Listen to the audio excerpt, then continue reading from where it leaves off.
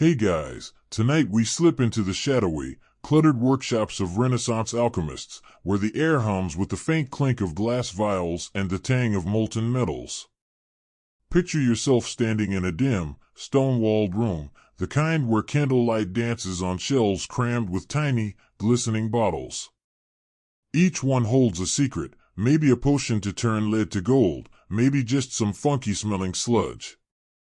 You're knee-deep in the 1500s, surrounded by alchemists who think they're one mix away from cracking the universe's code. Spoiler, you probably won't survive this level of chaos without a nap. So, before you get comfortable, take a moment to like the video and subscribe, but only if you genuinely enjoy what I do here.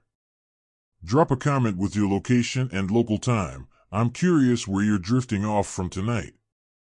Now, dim the lights, maybe turn on a fan for that soft background hum, and let's ease into tonight's journey together. You're standing in a workshop that feels like a wizard's garage sale. Dust motes float in slanted beams of light filtering through a grimy window. The shelves sag under the weight of glass vials, some bulbous, some slender, all catching the glow like tiny, frozen flames. These alchemists, half scientists, half mystics, treated their vials like sacred relics. Why? Because glass was their best shot at keeping their experiments safe from air, moisture, or, frankly, their own clumsiness. A mainstream fact to ground us: glassmaking in the Renaissance, especially in places like Venice, was a high art, with artisans producing vials so thin and clear they rivaled today's lab equipment. But here's the quirky bit: some alchemists believed the glass itself had mystical properties, like it could harmonize with the potions inside. Yeah, they were vibing with their vials. You're tasked with sorting this mess. The alchemist, let's call him Giovanni, is hunched over a bubbling cauldron, muttering about the philosopher's stone. He's not helping. You grab a vial, its surface cool and smooth, and notice it's got a faint green tint. Is that intentional or just a flaw? Historians still argue whether alchemists chose tinted glass for practical reasons or because they thought colors influenced the potion's power. You set it down, careful not to knock over the precariously stacked pile next to it. One wrong move, and you're cleaning up a mercury spill. Trust me, you don't want that Renaissance OSHA violation. The workshop smells like charred herbs and something faintly metallic. You sneeze, and a vial wobbles. Nice going. These vials weren't just containers, they were the alchemist's lifeline. Each one held a piece of their wild dreams, immortality, wealth, or straight-up magic. You pick up another, this one etched with a tiny crescent moon. Was it a label or just Giovanni showing off? You'll figure that out later. For now, you're just trying to group them by size, maybe by contents if you can guess what's inside. Spoiler, you can't. Some are cloudy, others clear, and one looks like it's got glitter suspended in it. Probably not a good sign. As you sort, you notice the sheer variety. Some vials are barely bigger than your thumb, others could hold a shot of espresso.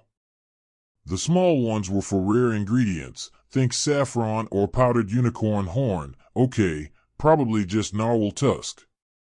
The bigger ones? Those held the base liquids, like wine or distilled water, that alchemists mixed with their weirder stuff. You chuckle, imagining Giovanni trying to pitch this setup on Shark Tank. It's a vial-based startup, Mark, totally scalable.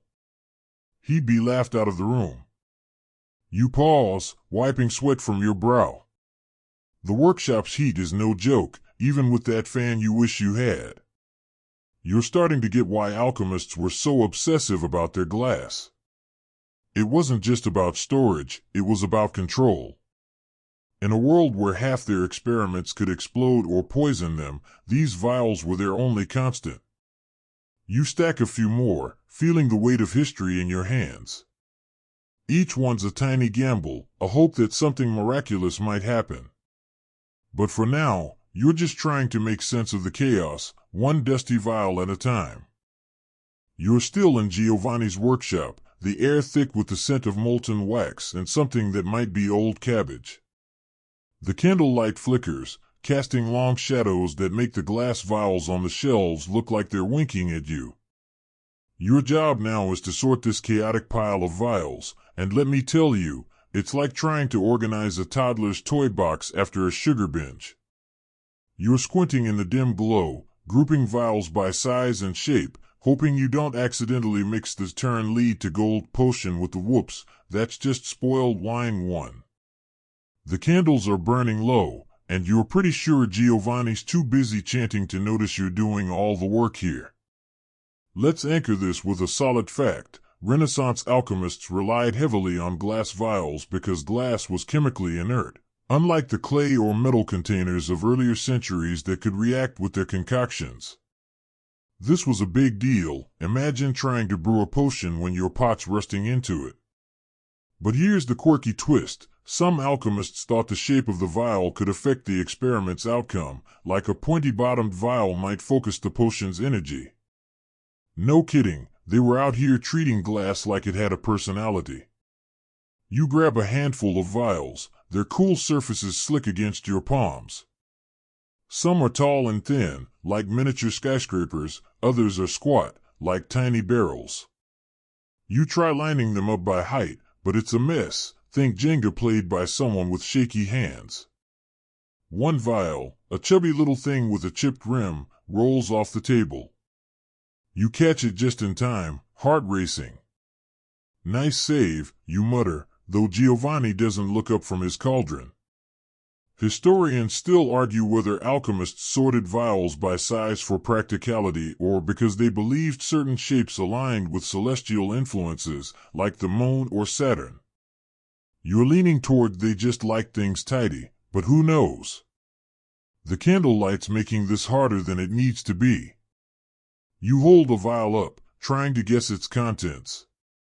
Is that a greenish sludge or just the glass tint playing tricks? You sit it with the other green-tinted ones, hoping you're not accidentally creating a vial of doomed category. The process feels like solving a puzzle with half the pieces missing. You're tempted to just stack them all and call it a day, but Giovanni's muttering about order and chaos suggests he might actually care. Or maybe he's just quoting his favorite alchemy blog, hard to tell. You chuckle, imagining explaining this to your friends. Yeah, I spent my night sorting 500-year-old glassware for a guy who thinks he can make gold. They'd think you're nuts. But there's something calming about the rhythm. Pick up a vial, check its shape, place it carefully. It's like ASMR for history nerds. The clink of glass against glass is oddly soothing, even if you're one clumsy move away from a Renaissance-era hazmat situation. As you work, you notice some vials have tiny scratches, maybe from years of being shuffled around. Others are pristine, like they were blown yesterday. You wonder how many hands have held these, how many alchemists bet their reputations on what was inside. The workshop's quiet now, save for the soft hiss of Giovanni's fire and your own breathing. You're getting the hang of this, grouping the vials into neat rows. But then you spot a weird one, egg-shaped, with a faint red glow. Probably not a good idea to touch that one yet. You stick to the safe, boring ones for now, stacking them like you're building a glass empire, one wobbly shelf at a time. You're still knee-deep in Giovanni's workshop, the air heavy with the scent of singed herbs and wax. The candlelight's doing you no favors, flickering just enough to make every glass vial look like it's hiding a secret. You've got your sorting system down, kind of, grouping vials by size and shape, but now you're noticing something else. These alchemists were obsessed with keeping their glass pristine. You're holding a vial so clear it's practically invisible, and you can't help but wonder why they cared so much about flawless glass. Spoiler, it wasn't just because they liked shiny things. You're about to dive into the alchemical fixation on purity, and trust me, it's as intense as a barista perfecting your latte art. Here's a solid historical nugget. During the Renaissance, alchemists prized clear glass because it didn't contaminate their experiments, unlike earlier containers like lead or clay that could leach into liquids. Venice was the epicenter of this glassmaking game, producing vials so pure they were basically the iPhone of the 1500s. But here's the quirky bit. Some alchemists believed that impure glass could corrupt the spiritual essence of their potions. Yep, they thought a smudge on the vial might ruin their shot at immortality. You're holding one now, inspecting it for flaws like you're judging a diamond. Not a single bubble or streak. Giovanni must have paid a fortune for this. You set the vial down, careful not to smudge it with your sweaty fingers. The obsession with purity makes sense when you think about it. These guys were mixing mercury, sulfur, and who knows what, chasing the philosopher's stone or eternal life. One wrong reaction, and boom, your workshop's a Renaissance hazmat zone. You glance at Giovanni, still muttering over his cauldron like he's one bad day away from a meltdown. Historians still argue whether this purity fetish was purely practical or if alchemists thought clear glass had some cosmic connection to divine truth.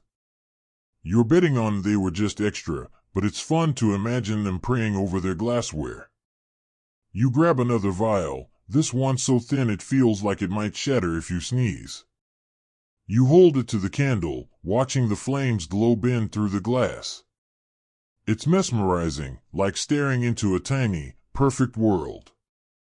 You get why they were so picky. Impurities in the glass could mean impurities in the potion, and nobody wants their elixir of life tasting like last week's stew. You chuckle, picturing Giovanni rejecting a vial because it had a bad vibe. Honestly, you'd do the same if your job was mixing exploding liquids. The workshop's quiet hum pulls you back. You're starting to notice patterns. Most of the clear vials are small, probably for the rarest ingredients. The cloudy ones, maybe cheaper, are bigger, holding the bulk stuff. You're tempted to ask Giovanni why he didn't just use clay pots like a normal person, but he's too busy scribbling in a notebook that looks like it's seen better days. You wonder if he's writing a recipe or just doodling stars. Either way, you're on your own, stacking these perfect little vials like they're the key to the universe. You fumble one, and it clinks against another. Your heart skips. Breaking one of these would probably get you banished to the apprentice doghouse. You imagine explaining that to your friends. Yeah, I got fired from alchemy for dropping a $500 glass. They'd never let you live it down. But as you keep sorting, the rhythm soothes you. The glass feels alive in your hands, each vial a tiny testament to the alchemist's dreams. You're not just organizing, you're touching history, one crystal clear piece at a time. You're still hunched over in Giovanni's workshop, the air thick with the smoky tang of a forge somewhere in the corner. The candlelight's starting to strain your eyes, but you're not here to complain. You're watching a master glassblower at work, shaping the very vials you've been sorting. The glow of molten glass lights up the room, a blob of liquid fire that's somehow both mesmerizing and terrifying. You're close enough to feel the heat prickling your skin, and you're wondering how anyone does this without turning into a Renaissance barbecue. These artisans were the unsung heroes of alchemy, crafting the vials that held every wild experiment, and you're about to see why their craft was such a gritty, glorious art. Let's ground this with a fact. Renaissance glassblowing, especially in Venice's Murano district, was a tightly guarded trade, producing vials so precise they set the standard for alchemical work across Europe. The process was intense. Artisans worked with furnaces hitting over 1,000 degrees Celsius to shape molten glass into delicate containers. But here's the quirky tidbit. Some glassblowers claimed their best vials were made under specific lunar phases, believing the moon's pull made the glass stronger. You're watching this guy, let's call him Marco, twirl a glowing blob on a metal rod, and you're half convinced he's timing this with the stars. Marco's hands move like they're dancing, spinning the rod with a rhythm that's almost hypnotic. The glass stretches and curves, forming a perfect vial before your eyes. You're trying not to flinch as sparks fly from the furnace, landing way too close to your shoes.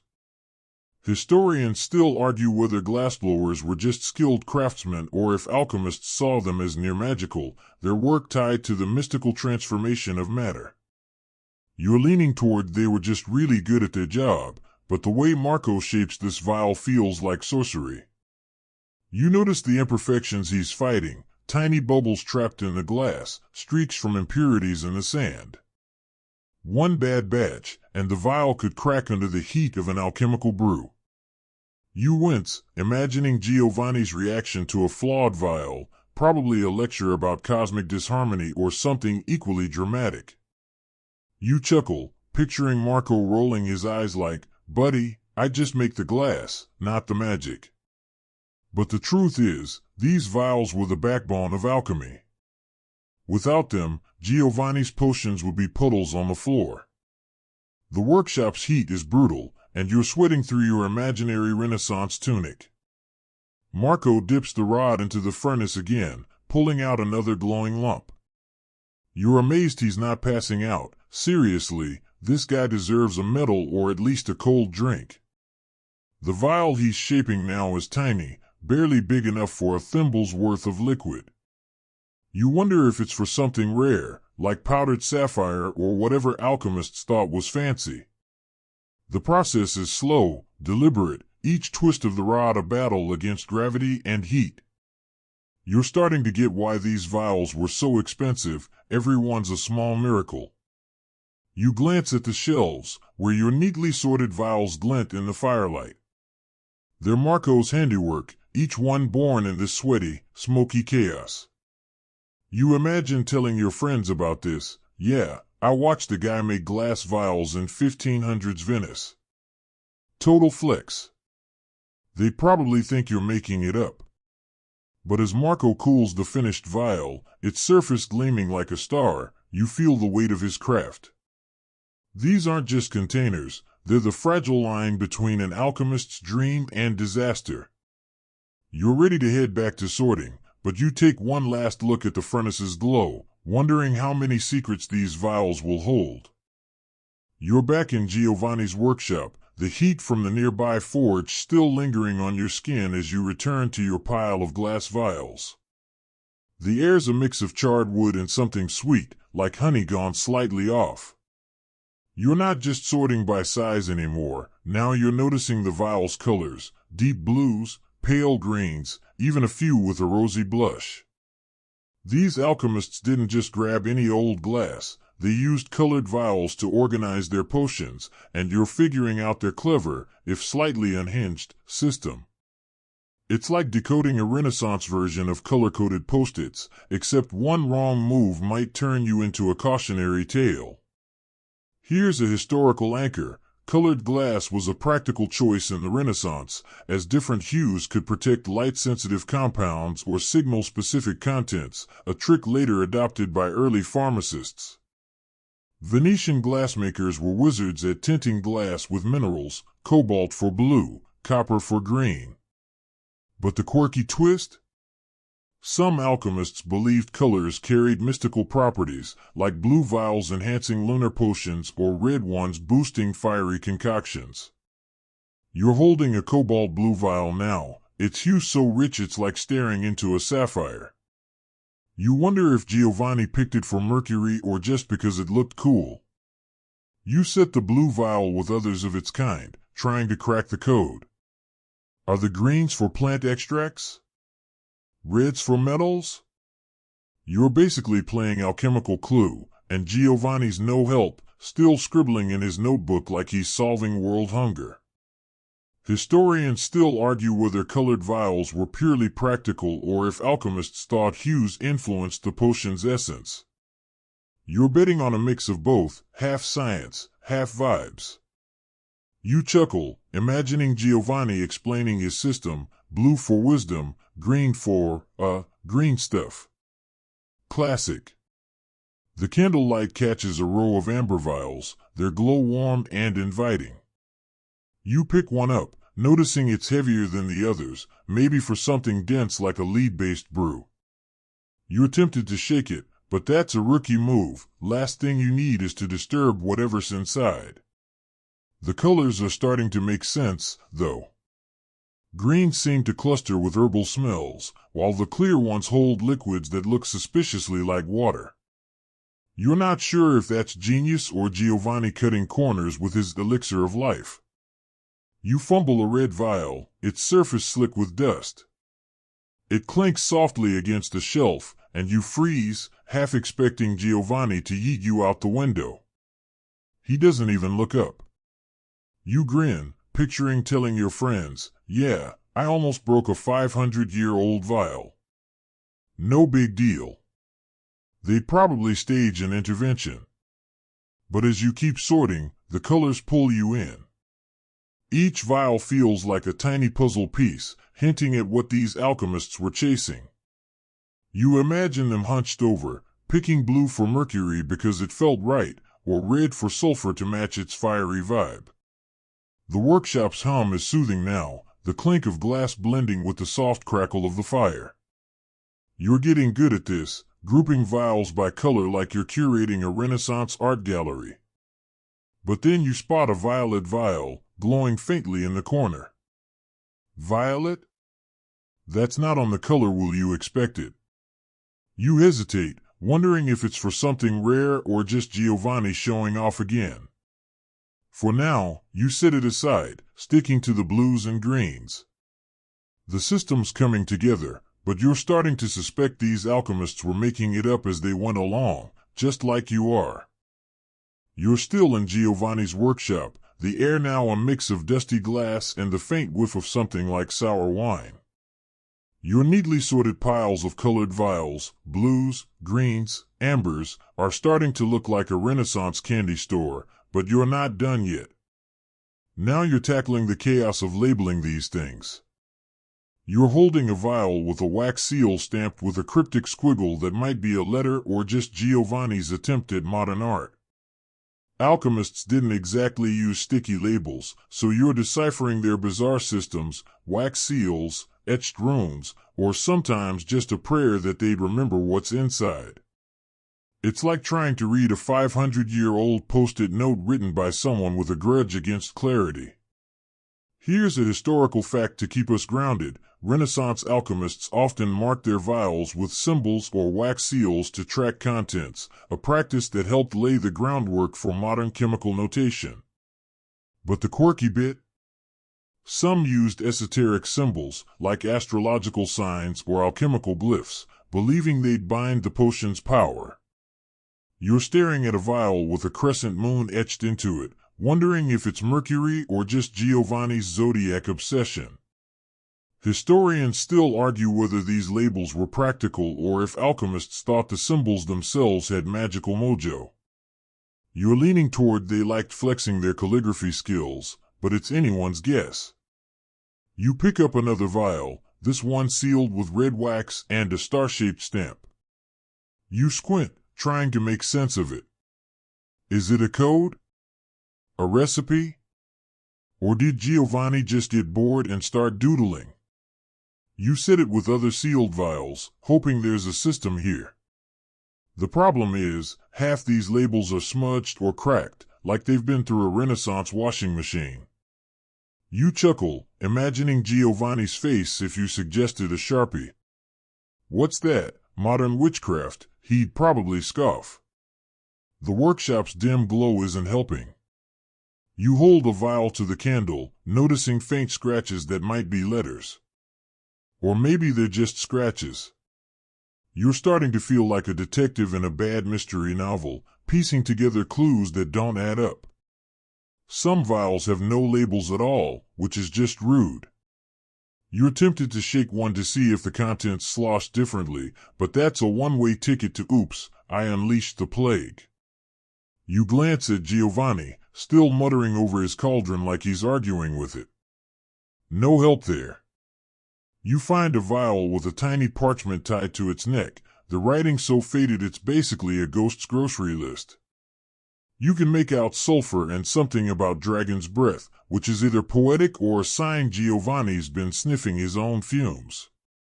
You grin, picturing explaining this to your friends. Yeah, I'm decoding alchemical hieroglyphs for a guy who labels his stuff like a medieval hipster.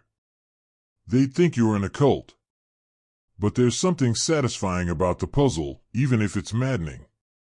Each label feels like a peek into the alchemist's mind, part genius, part chaos goblin. The rhythm of sorting is calming now, the soft clink of glass blending with the fire's crackle. You're grouping the labeled vials together, hoping to crack the code. Wax seals go in one pile, etched runes in another. You're starting to suspect Giovanni's system was vibes only, but you're determined to make sense of it. Then you spot a vial with a skull scratched into it. Cute. Probably not a good sign, though. You set it aside, deciding you'll deal with the creepy stuff later. For now, you're just trying to keep the labeled vials from turning into a Renaissance game of Russian roulette. You're still knee-deep in Giovanni's workshop, the air now thick with the musty scent of old wood and a hint of something sharp, like vinegar gone rogue. Your colored vials are neatly grouped, their cryptic labels mostly deciphered, but now you're facing a new challenge. Fitting these glass treasures onto rickety shelves that look like they've been through a few too many alchemical explosions. It's like playing Tetris with fragile, potentially explosive pieces, and you're trying not to knock anything over while Giovanni hums tunelessly over his cauldron. You're arranging vials with the precision of a bomb squad, hoping you don't end up with a pile of shattered dreams, literally. Here's a historical anchor. Renaissance alchemists often used custom wooden shelves to store their vials, designed to maximize space in cramped workshops while keeping fragile glass safe from clumsy apprentices. But the quirky tidbit? Some believed the wood itself mattered, oak for strength, cedar for purifying vibes, because apparently even the shelves had to be extra. You're eyeing the warped oak shelf in front of you, wondering if Giovanni picked it for its aura or just because it was cheap. Historians still argue whether these storage setups were purely practical or if alchemists thought the shelves' material influenced their experiments. You're betting on they needed somewhere to put their stuff, but the cedar theory's got charm. You grab a handful of blue vials, their cool surfaces glinting in the candlelight, and start slotting them into the shelf's narrow compartments. It's a tight fit, think trying to park a car in a space meant for a bicycle. One vial wobbles, and you catch it just in time, your heart doing a little flip. Nice one, you mutter, though Giovanni's too busy stirring to notice your heroics. You chuckle, imagining telling your friends, yeah, I'm basically a pro at alchemical Jenga now. They'd probably stage an intervention. The shelf's a mess of splinters and uneven slots, like it was built by someone who hated straight lines. You're trying to group the vials by color and size, but it's like the shelf is fighting you. A green vial doesn't quite fit, so you nudge it gently, praying it doesn't tip the whole row like dominoes. You're starting to get why alchemists were so obsessive. Every vial's a tiny gamble, and a bad stack could mean losing months of work. You spot a red vial from earlier, the one with the star-shaped wax seal, and slide it into a corner slot. It fits perfectly, like the shelf was made for it. Small victories. The workshop's hum is soothing, the soft clink of glass mixing with the fire's crackle.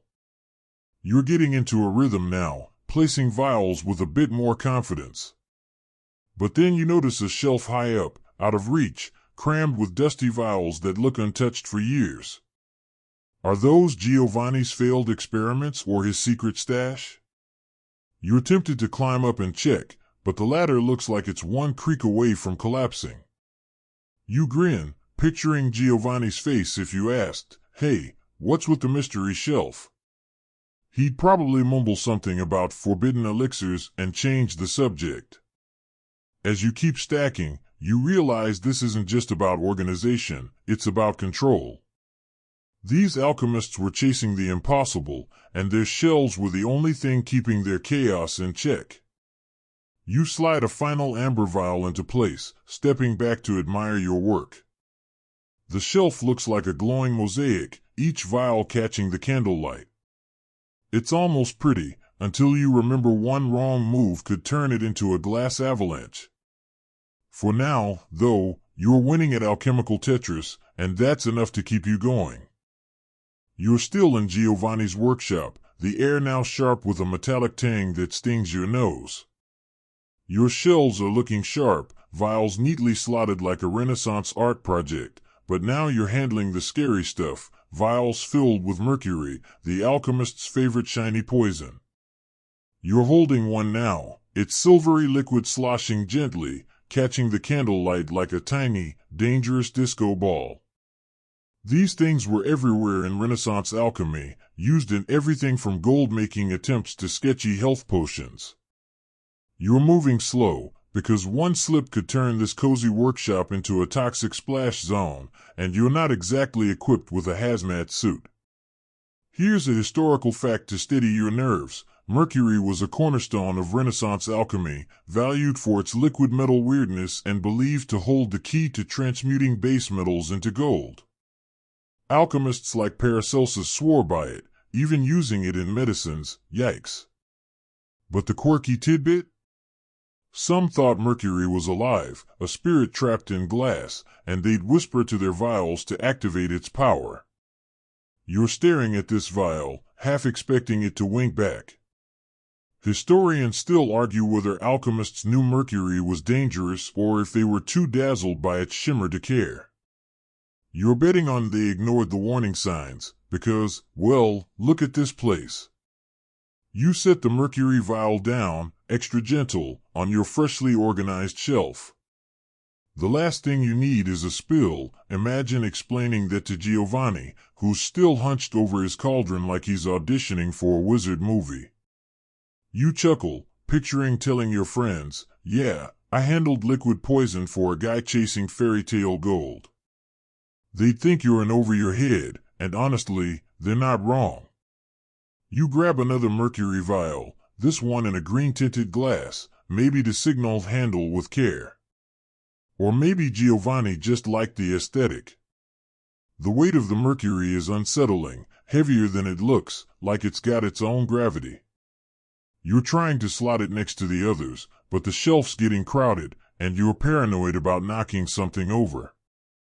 You remember those wax seals from earlier. Some of these mercury vials have skull symbols, which is both on brand and terrifying.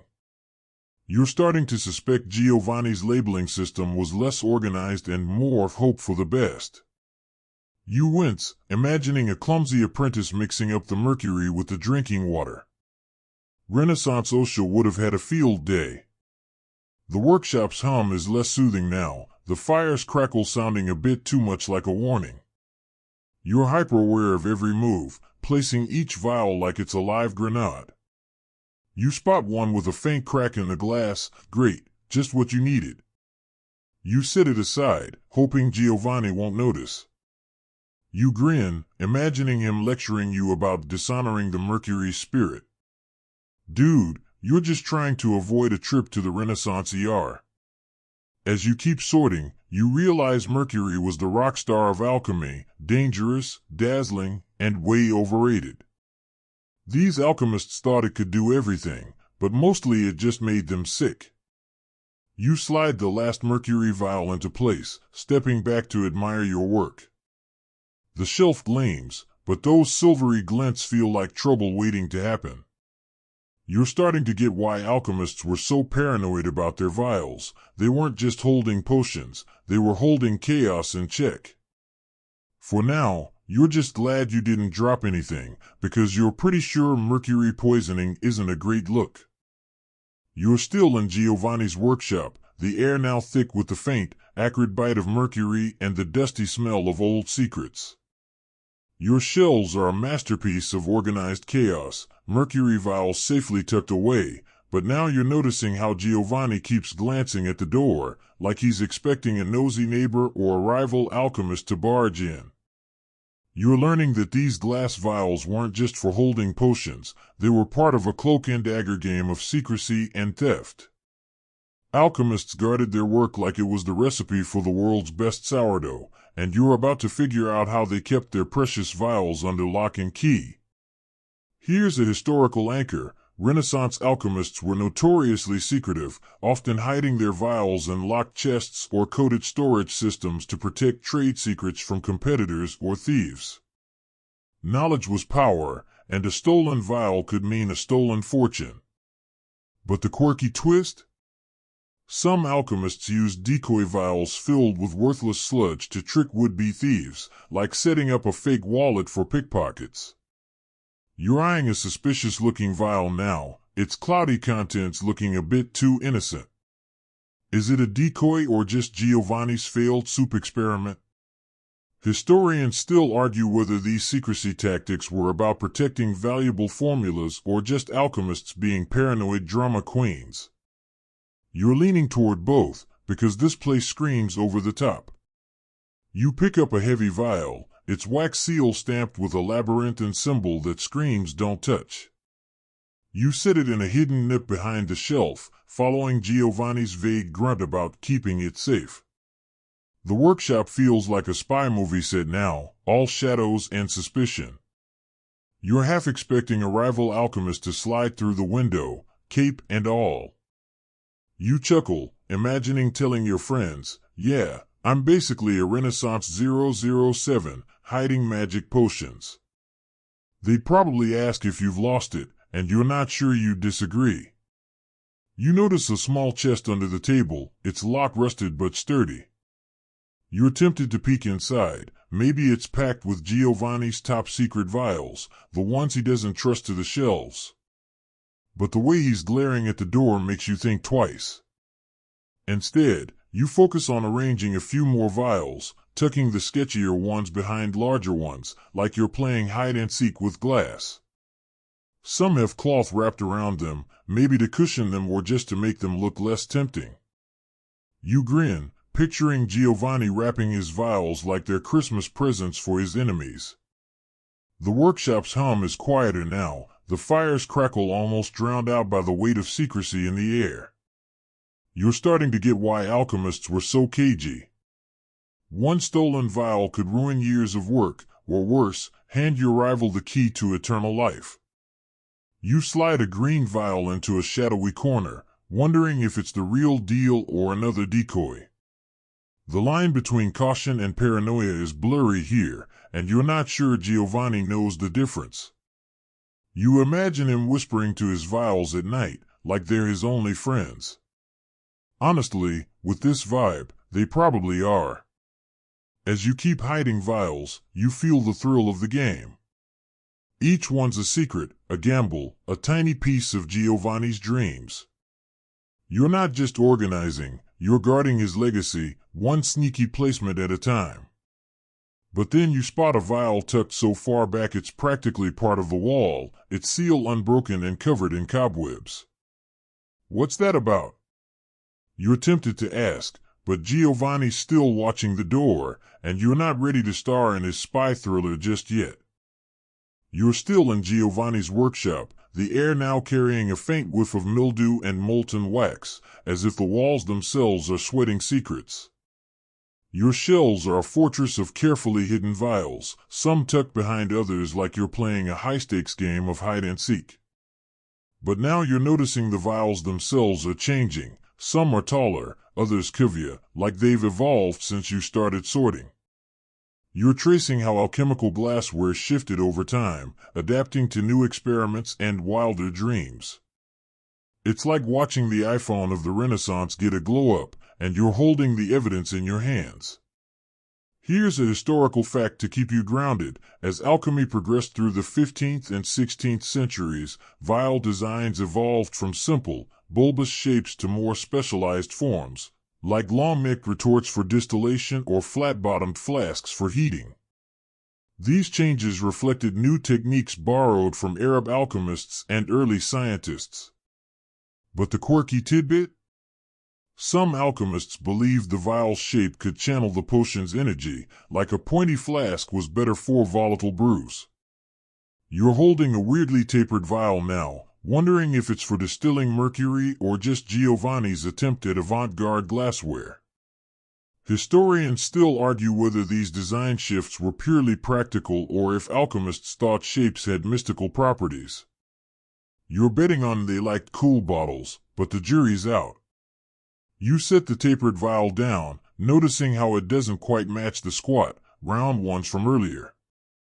It's sleeker, with a neck like a swan's, probably for pouring precise drops. You imagine Giovanni showing it off like it's the latest tech, and you chuckle, picturing him pitching it on Renaissance Kickstarter, revolutionary flask for all your gold-making needs. Your friends would lose it if you told them you're geeking out over 500-year-old glassware trends.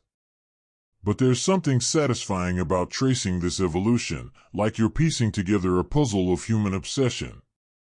You grab another vial, this one with a flat base and a wider mouth, perfect for heating over a flame. It's heavier, sturdier, like it's built for serious experiments. You're starting to see the timeline. Earlier vials were clunky, like the flip phones of alchemy, while these newer ones are sleek, purpose-built for distilling or mixing.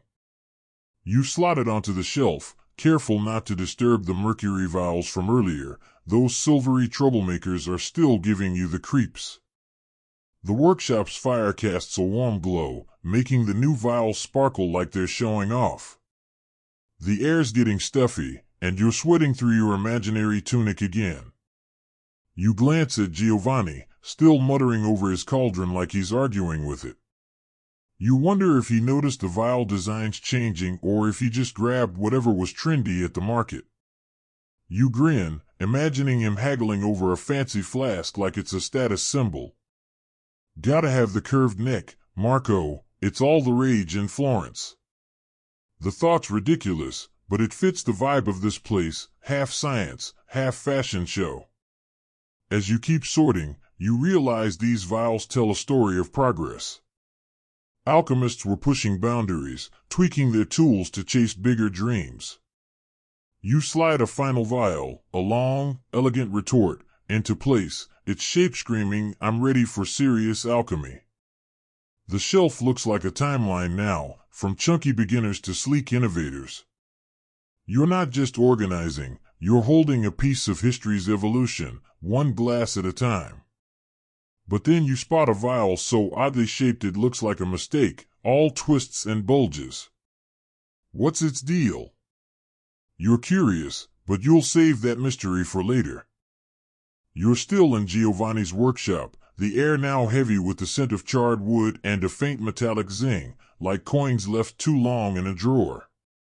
Your shelves are a glowing mosaic of vials, sleek retorts, chunky bulbs, and that one weird twisty one you're still side-eyeing.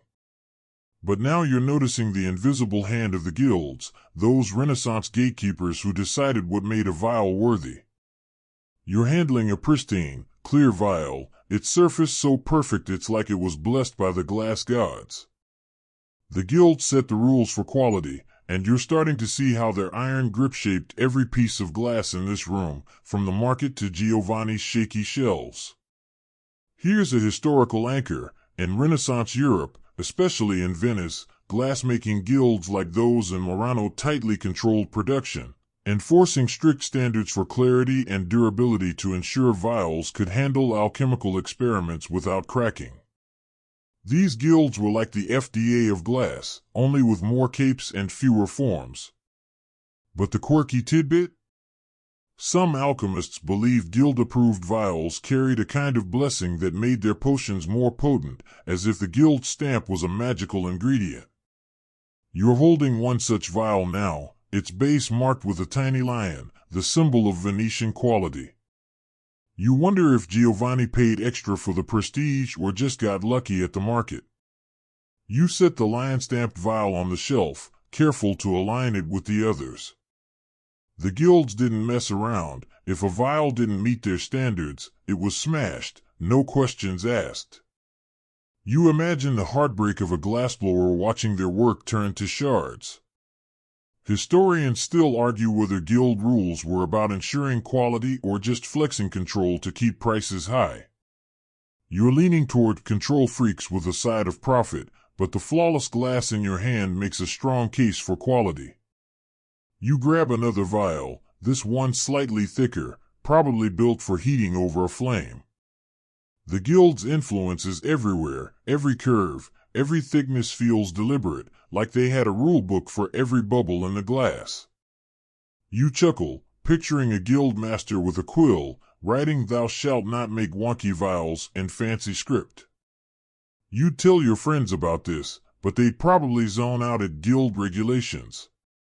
Still, there's something satisfying about handling these standardized treasures, each one a testament to a system that was half bureaucracy, half art.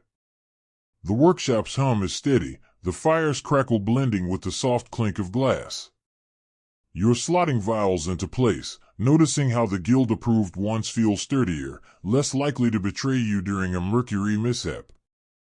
You glance at Giovanni, still stirring his cauldron like he's auditioning for a witchy reality show. You wonder if he ever argued with the guilds over a batch of subpar vials, or if he just bowed to their authority.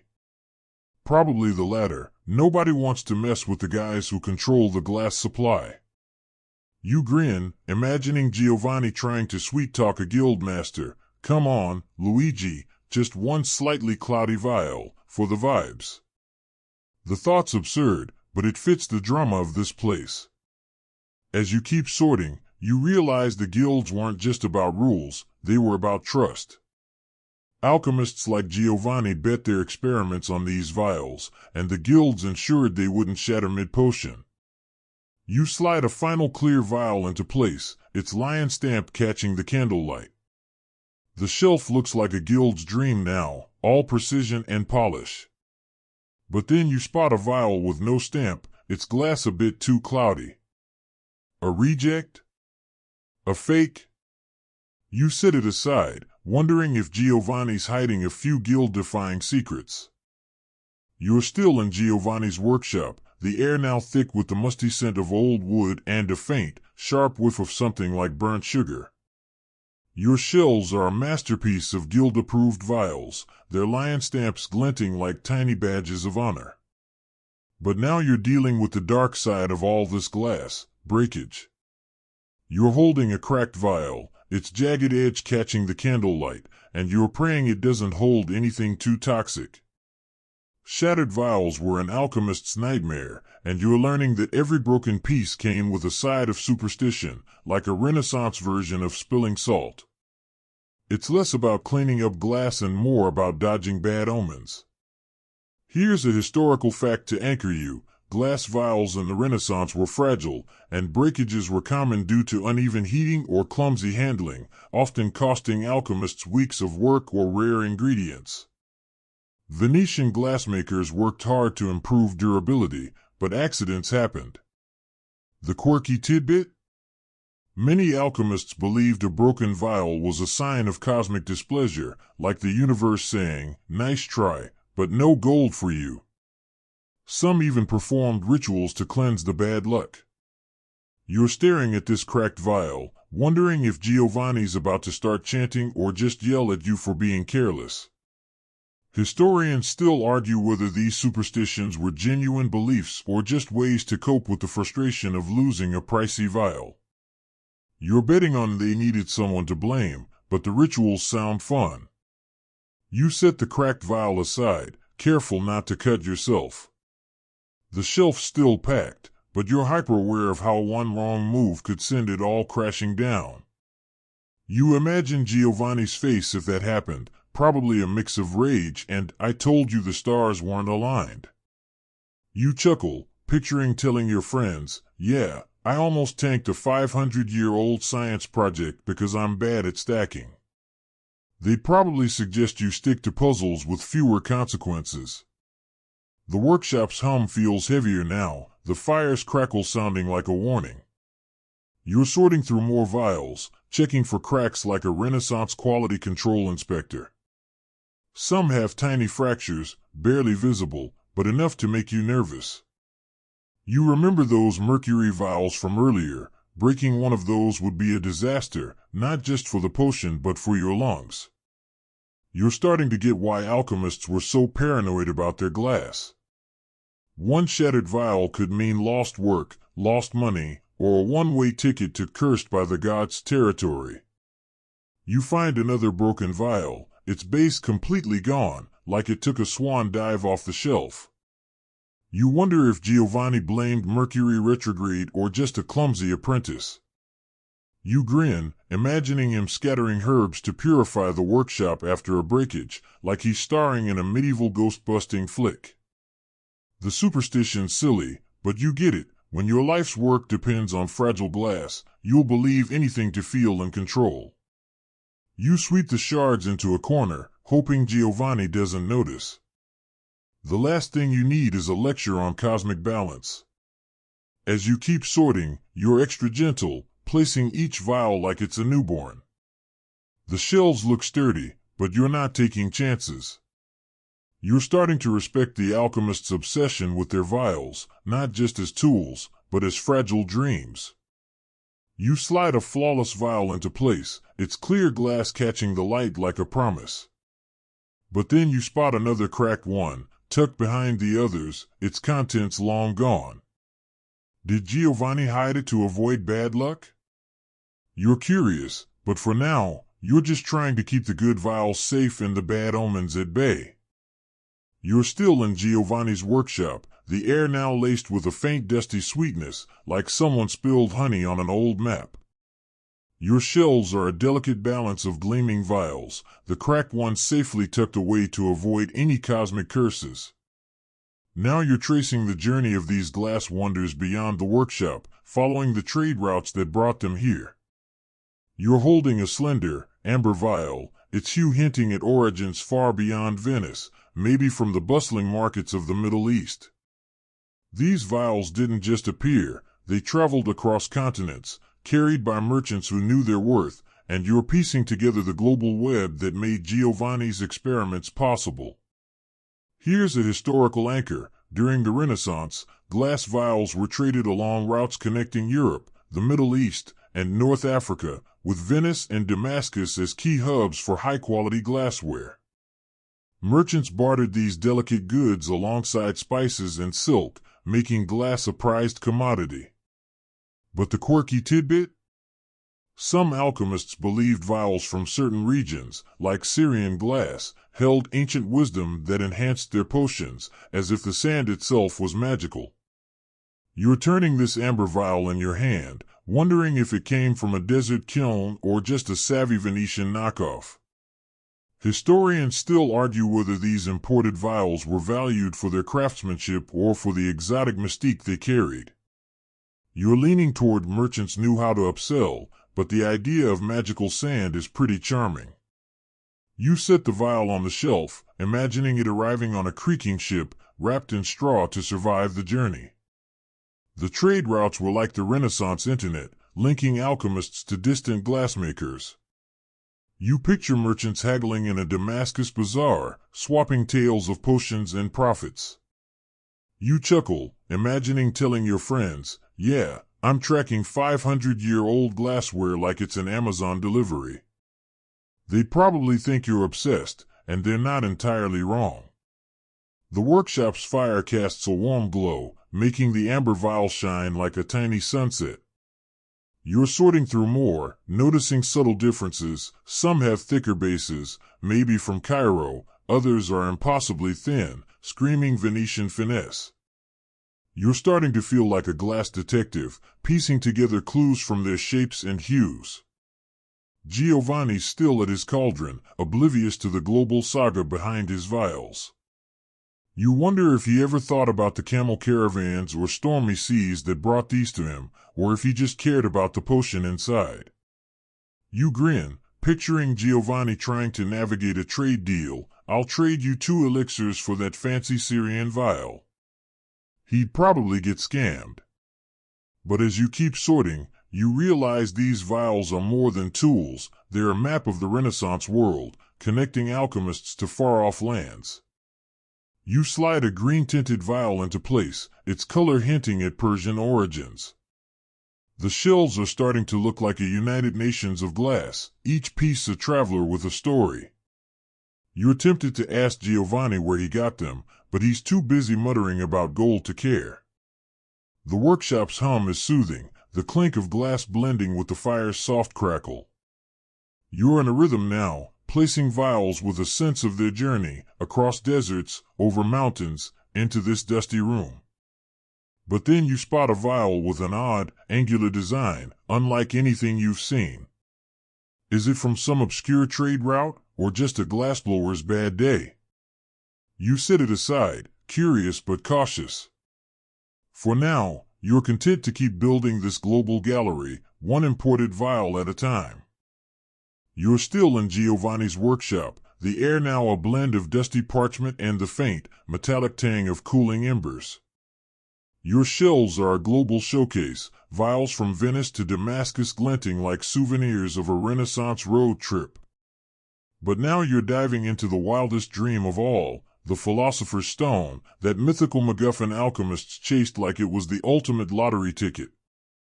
You're holding a small, clear vial, its glass so perfect it feels like it was made for something legendary. Rumors swirled that special vials held the stone, or at least its ingredients, and you're wondering if Giovanni's got one hidden in this mess, or if it's all just wishful thinking. Here's a historical anchor, the Philosopher's Stone, a fabled substance said to turn base metals into gold and grant eternal life, was the holy grail of Renaissance alchemy, driving experiments across Europe. Alchemists like Nicholas Flamel were obsessed, and their vials were designed to hold its supposed precursors. The quirky tidbit? Some believed the stone required a perfect vial, blessed by rituals or made under specific stars, to contain its power without shattering. You're turning this flawless vial in your hand, wondering if Giovanni thought it was stone-worthy or just liked its shine. Historians still argue whether alchemists genuinely believed in the stone or used it as a metaphor for spiritual transformation. You're leaning toward they wanted the gold, but the spiritual angle's got some charm. You set the vial down, careful not to jinx it. The idea of a single vial holding the key to immortality is absurd, but you get why they bought into it. You imagine Giovanni staring at this very glass, dreaming of cracking the universe's code. You chuckle, picturing telling your friends, "Yeah, I'm sorting vials for a guy chasing a magic rock." They'd probably ask if you've joined a fantasy book club. But there's something captivating about the hope in these vials, each one a tiny bet on the impossible. You grab another, this one etched with a faint sun symbol, maybe a nod to the stone's golden promise. You're starting to notice how certain vials, the really pristine ones, are treated differently, tucked in corners or wrapped in cloth like they're sacred. You remember those decoy vials from earlier. Maybe some of these are fakes to throw off rivals chasing the same dream. The workshop's fire casts long shadows, making every vial look like it could hold a miracle. You're tempted to ask Giovanni if he's got a stone stashed somewhere, but he's too busy stirring his cauldron, muttering about transmutation like it's a Tuesday chore. You grin, imagining him presenting a vial to the local alchemist guild. Behold, the stone. Also, please don't test it. The fantasy's fun, but the reality's messier, years of failed experiments, spilled potions, and broken dreams, all stored in these fragile glasses. You slide the sun-etched vial onto the shelf, next to the others that scream I'm special. The Philosopher's Stone might be a myth, but the belief in it shaped every vial here, pushing alchemists to demand better glass, tighter seals, wilder experiments. The workshop's hum is softer now, the fire's glow fading as the candles burn low. You're in a rhythm, placing vials with a mix of awe and skepticism. Each one feels like a piece of the stone's legend, even if it's just holding mercury or bad wine. But then you spot a vial so small and perfect it's almost glowing, hidden behind a dusty stack. Is this Giovanni's big hope, or just another pretty bottle? You set it aside, not ready to buy into the myth just yet. For now, you're keeping the dream alive, one carefully placed vial at a time. You're still in Giovanni's workshop, the air now soft with the scent of cooling wax and the faint, earthy musk of old stone. Your shells are a masterpiece, a glittering array of vials from Venice to Damascus, each one a silent witness to alchemical dreams, from mercury mishaps to philosopher's stone fantasies. But now you're sensing a shift. The air feels less mystical, more precise, like the workshop itself is ready to move on. You're watching alchemy fade, its wild experiments giving way to the dawn of science. The vials you're holding, once vessels for magic, are becoming tools for something new, something grounded, measurable, and real. You're standing at the edge of a revolution, and these glass pieces are leading the charge. Here's a historical anchor. By the late Renaissance, alchemy began morphing into early chemistry, with figures like Robert Boyle using glass vials for controlled experiments that laid the foundation for modern science. Vials once meant for elixirs now held compounds for study, not magic. The quirky tidbit? Some alchemists resisted this shift, insisting their mystical vials were still superior to the soulless glass of scientists. You're holding a sturdy, flat-bottomed vial now, its design screaming practicality over mysticism. Did Giovanni embrace this change, or was he clinging to his starry-eyed dreams? Historians still argue whether alchemists saw science as a betrayal or a natural evolution. You're leaning toward they hated losing the magic, but the vials tell a different story. You set the vial down, its weight reassuringly solid. These newer designs, wider mouths, thicker walls, feel made for precision, not potions. You imagine Giovanni grudgingly using one for a boring distillation, muttering about how the old ways were better. You chuckle, picturing telling your friends, "Yeah, I watched alchemy turn into high school chemistry." They'd probably ask if you've been sniffing the mercury. But there's something humbling about this transition, like watching a wild dream settle into something real, one vial at a time. You grab another, it's glass clear and unadorned, no mystical etchings or wax seals. It's just a container built for science, not sorcery. You slot it onto the shelf, next to the older, fancier vials from your earlier sorting. The contrast is stark, like flip phones next to smartphones. You remember those philosopher's stone vials, all pomp and hope. These new ones are practical, like they're ready to clock in for a lab job. The workshop's fire is dying down, casting a softer glow, and you're starting to feel the weight of time. Alchemy's fading, but its legacy lives in these glass pieces, bridging one era to the next. You grin, imagining Giovanni trying to sell his mystical vials to a scientist, but it's moon-blessed, perfect for your boring water tests. He'd probably get laughed out of the room. The workshop's hum is quieter now, the candles flickering like they're ready to call it a night. You're placing the last few vials, each one a step away from magic and toward something new. It's bittersweet, like saying goodbye to a fairy tale. But then you spot one last vial, plain but perfect, tucked in a corner. Is it a leftover from Giovanni's dreams or a sign he's moving on?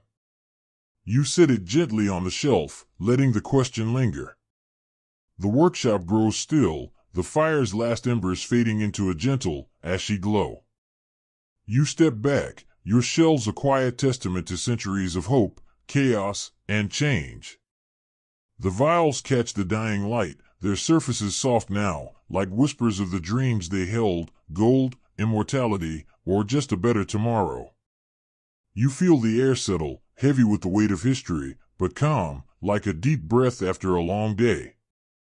Your work here is done, the glass safe, the stories tucked away. The world outside is quiet, the night wrapping around you like a warm blanket. You can almost hear the distant hum of a fan, the soft rhythm of your own breathing. Let the vials rest now, their secrets safe, their journey complete. Close your eyes, drift into the stillness, and let the past carry you gently to sleep.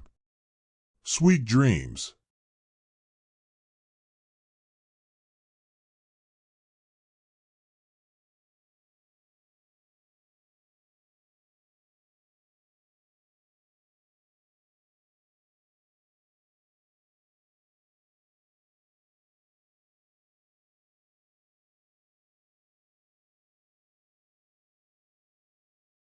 Hey guys, tonight we drift into the ancient, petal-strewn paths of Greek myth, where Persephone, goddess of spring, finds herself tangled in the underworld's strange allure. Picture yourself standing in a sun-dappled meadow, wildflowers swaying like they're whispering secrets, the air thick with honeyed pollen. You're barefoot, the grass tickling your toes, when a single bloom, impossibly vibrant, almost glowing, catches your eye. That's where Persephone's story starts, and, spoiler alert, you probably won't survive this myth without questioning everything you thought you knew about springtime. So, before you get comfortable, take a moment to like the video and subscribe, but only if you genuinely enjoy what I do here. Drop a comment with your city and local time. I'm curious where you're drifting off from tonight. Now, dim the lights, maybe turn on a fan for that soft background hum, and let's ease into tonight's journey together. You're walking through that meadow now, the one where Persephone wandered, blissfully unaware of the cosmic trap about to snap shut. The flowers around you aren't just pretty, they're practically screaming for attention, each petal a tiny masterpiece of color. But one stands out, a narcissus, its golden heart pulsing like it's got a heartbeat. You kneel, drawn to it, just like Persephone was. The ground feels warm, almost too warm, and the air hums with something electric. This isn't just a flower, it's a lure, planted by Hades himself, the underworld's brooding landscaper.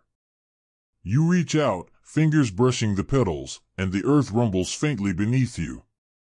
Persephone didn't stand a chance, and neither do you. The myth tells us Persephone plucked that narcissus, and the ground split wide, swallowing her into the underworld. Historians point to the Homeric hymn to Demeter, written around the 7th century BCE, as the earliest record of this tale, pinning it as a core explanation for the seasons. But here's a quirky tidbit: some ancient Greeks believed the narcissus was cursed, tied to vanity because of its beauty, and farmers avoided planting it near graves. You can imagine them side-eyeing those blooms, muttering about bad vibes. Historians still argue whether the narcissus was a literal flower or a metaphor for Persephone's own curiosity, pulling her toward the unknown. You're falling now, just like she did, the meadow vanishing above as shadows close in. The air turns cool, damp, like a cave's breath, and you land softly on a floor of smooth obsidian. It's not the fiery hellscape you expected, no brimstone, no screams, just an eerie quiet. Before you, a path winds through strange, glowing flower beds, their petals glinting like polished gems. Persephone's here somewhere, tending these impossible gardens, and you're about to see why she didn't just run screaming back to the surface. The underworld's not what you think, it's weirder, prettier, and way more complicated. You take a step, the path crunching underfoot like crushed glass. Those flower beds? They're not your grandma's rose garden. Think black lilies with veins of silver, roses that glow faintly blue, like they're lit from within. Persephone's obsession with these blooms isn't just a hobby, it's her anchor in this strange place. You can almost see her, kneeling in the dirt, her hands stained with dark soil, humming softly as she coaxes life from the underworld's heart. It's oddly peaceful, like finding a cozy coffee shop in the middle of a haunted forest. You smirk, thinking Hades probably didn't expect his kidnapped P to turn his gloomy realm into a botanical wonderland. But let's not get too comfy. That narcissus was no accident, it was Hades' opening move in a divine chess game. You glance around, half expecting him to pop out with a sinister laugh, but all you hear is the faint drip of water somewhere deep in the dark. The underworld's got its own rules, and Persephone's about to learn them the hard way. You're along for the ride, so keep your eyes on those glowing blooms, they're more than they seem. And honestly, if you're not a little creeped out by now, you're braver than most. Ready to see what's next? You're still in the underworld now, the air cool and heavy, like a cellar after rain, with those eerie flower beds stretching into the shadows. The path under your feet glimmers faintly, like it's dusted with starlight, guiding you deeper into Hades' domain. You can almost feel Persephone's presence, her quiet defiance etched into every petal around you. This place isn't just a prison, it's a stage, and Hades, the ultimate director, set it all up with that cursed Narcissus. You're about to see how his plan unfolds, how he crafts a trap so beautiful even you might fall for it. The flower beds glow brighter as you walk, their strange blooms swaying like they're watching you. You notice their roots twisting into the obsidian ground, pulsing faintly, as if they're drinking from the underworld's veins. Hades didn't just kidnap Persephone, he designed a garden to keep her here. You imagine him, all dark and brooding, probably muttering to himself about how nobody appreciates his aesthetic. The guy's got a reputation as the gloomy lord of the dead, but he's got a flair for drama. That Narcissus up top? It wasn't random, it was enchanted, a botanical siren call tailored to Persephone's love for growing things. You pause by a cluster of flowers that look like orchids but shimmer like polished onyx. They're gorgeous, sure, but there's a catch, everything here is. Ancient sources, like Ovid's Metamorphoses from the 1st century CE, describe Hades as a master manipulator, using beauty to mask his motives.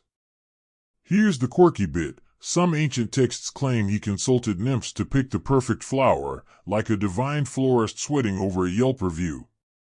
You chuckle, picturing Hades nervously double-checking his bouquet before hitting send on the trap.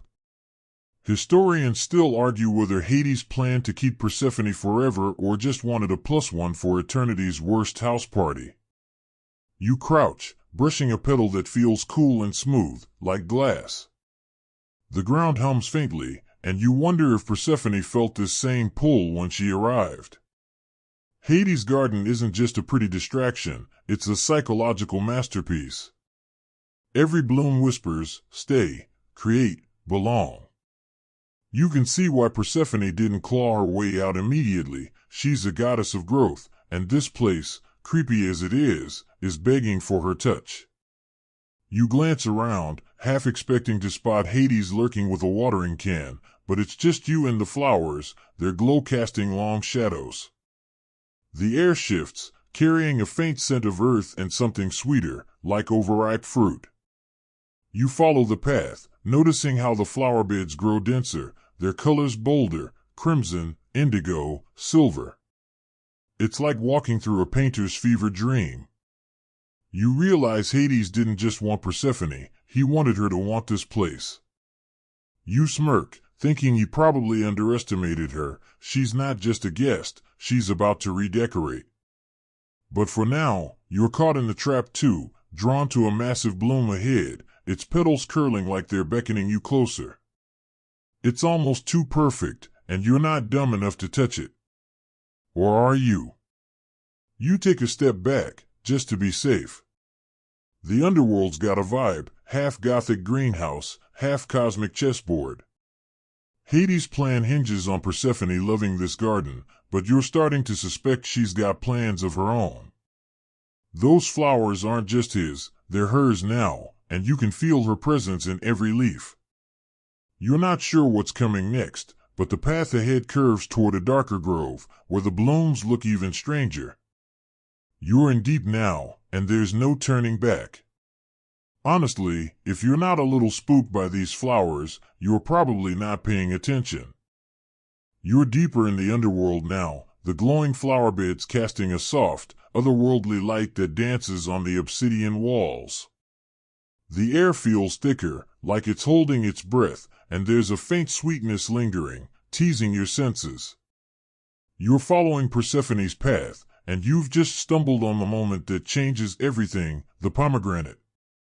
You can see it now, nestled in a shadowy grove, its ruby skin glinting like it's daring you to take a closer look.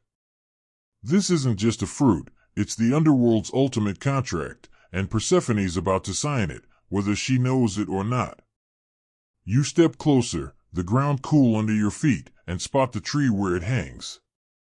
Its branches twist like gnarled fingers, heavy with fruit that looks too perfect, like something you'd see in a glossy food ad. You can imagine Persephone standing here, her hands still dusted with soil from tending those eerie flower beds you passed. She's curious, maybe a little hungry, and definitely not thinking about the fine print. You want to shout, "Girl, don't do it," but you're just a visitor in this myth, and the story's already rolling. The pomegranate's allure is no accident. In ancient Greek lore, eating food from the underworld binds you to it, a rule as old as the myths themselves. The Homeric hymn to Demeter confirms Persephone ate those seeds, some say 6, others just 1, and that act tied her to Hades' realm forever. Here's the quirky tidbit. Some ancient Greeks believed pomegranates grew from the blood of Dionysus, making them sacred but also a bit ominous, like eating a divine energy drink. You snicker, picturing Persephone munching away, oblivious to the cosmic paperwork she's signing. Historians still argue whether she ate willingly or was tricked, with some saying Hades slipped her the seeds like a shady bartender spiking a drink. You reach out, not touching the fruit but close enough to feel its strange warmth. The air hums, and you swear the tree's branches shift slightly, like they're watching. Persephone's choice, or lack of it, sets the rhythm of her life, half the year below, half above. You can almost see her now, lips stained red, her eyes widening as the underworld's weight settles on her. It's not just a snack, it's a vow, one that ties her to those glowing flower beds you saw earlier. You glance back, remembering their silver-veined petals, and realize she's not just trapped, she's starting to belong. The grove around you feels alive, the flowers whispering in some ancient, floral Morse code. You wonder if Persephone hesitated, if she sensed the trap before biting down. Maybe she was just tired of being the good daughter, always trailing after Demeter's harvest schedules. You smirk, thinking she probably deserved a little rebellion, even if it came with a side of eternal consequences. The pomegranate tree looms, its fruit still glistening, and you step back, not quite ready to make her mistake. The path ahead winds toward those flower beds again, their glow stronger now, like they're calling her, and you, back. You move forward, the scent of the pomegranate fading but not forgotten. Persephone's bound now, but she's not defeated. Those flower beds are her domain, her way of claiming this place. You can feel the underworld shifting, like it's adjusting to her presence. It's not just Hades' trap anymore, it's her stage too. You're starting to get why she loves those blooms. They're her defiance, her art, her way of saying, "I'm still here." The path curves, and you're headed straight for her garden. If you're not curious about what she does next, you're probably already asleep. You're wandering deeper into the underworld now, the air cool and faintly damp, like a forest after a storm. The path beneath your feet crunches with shards of obsidian, reflecting the glow of Persephone's flower beds. These aren't just any gardens, they're her sanctuary, a riot of black lilies and silver-veined roses that pulse with a life that shouldn't exist in this shadowy realm. You can feel her presence here, stronger than ever, as if every petal carries a piece of her spirit. You're about to see why Persephone, goddess of spring, doesn't just tolerate these underworld flower beds but loves them fiercely, like a painter obsessed with their canvas.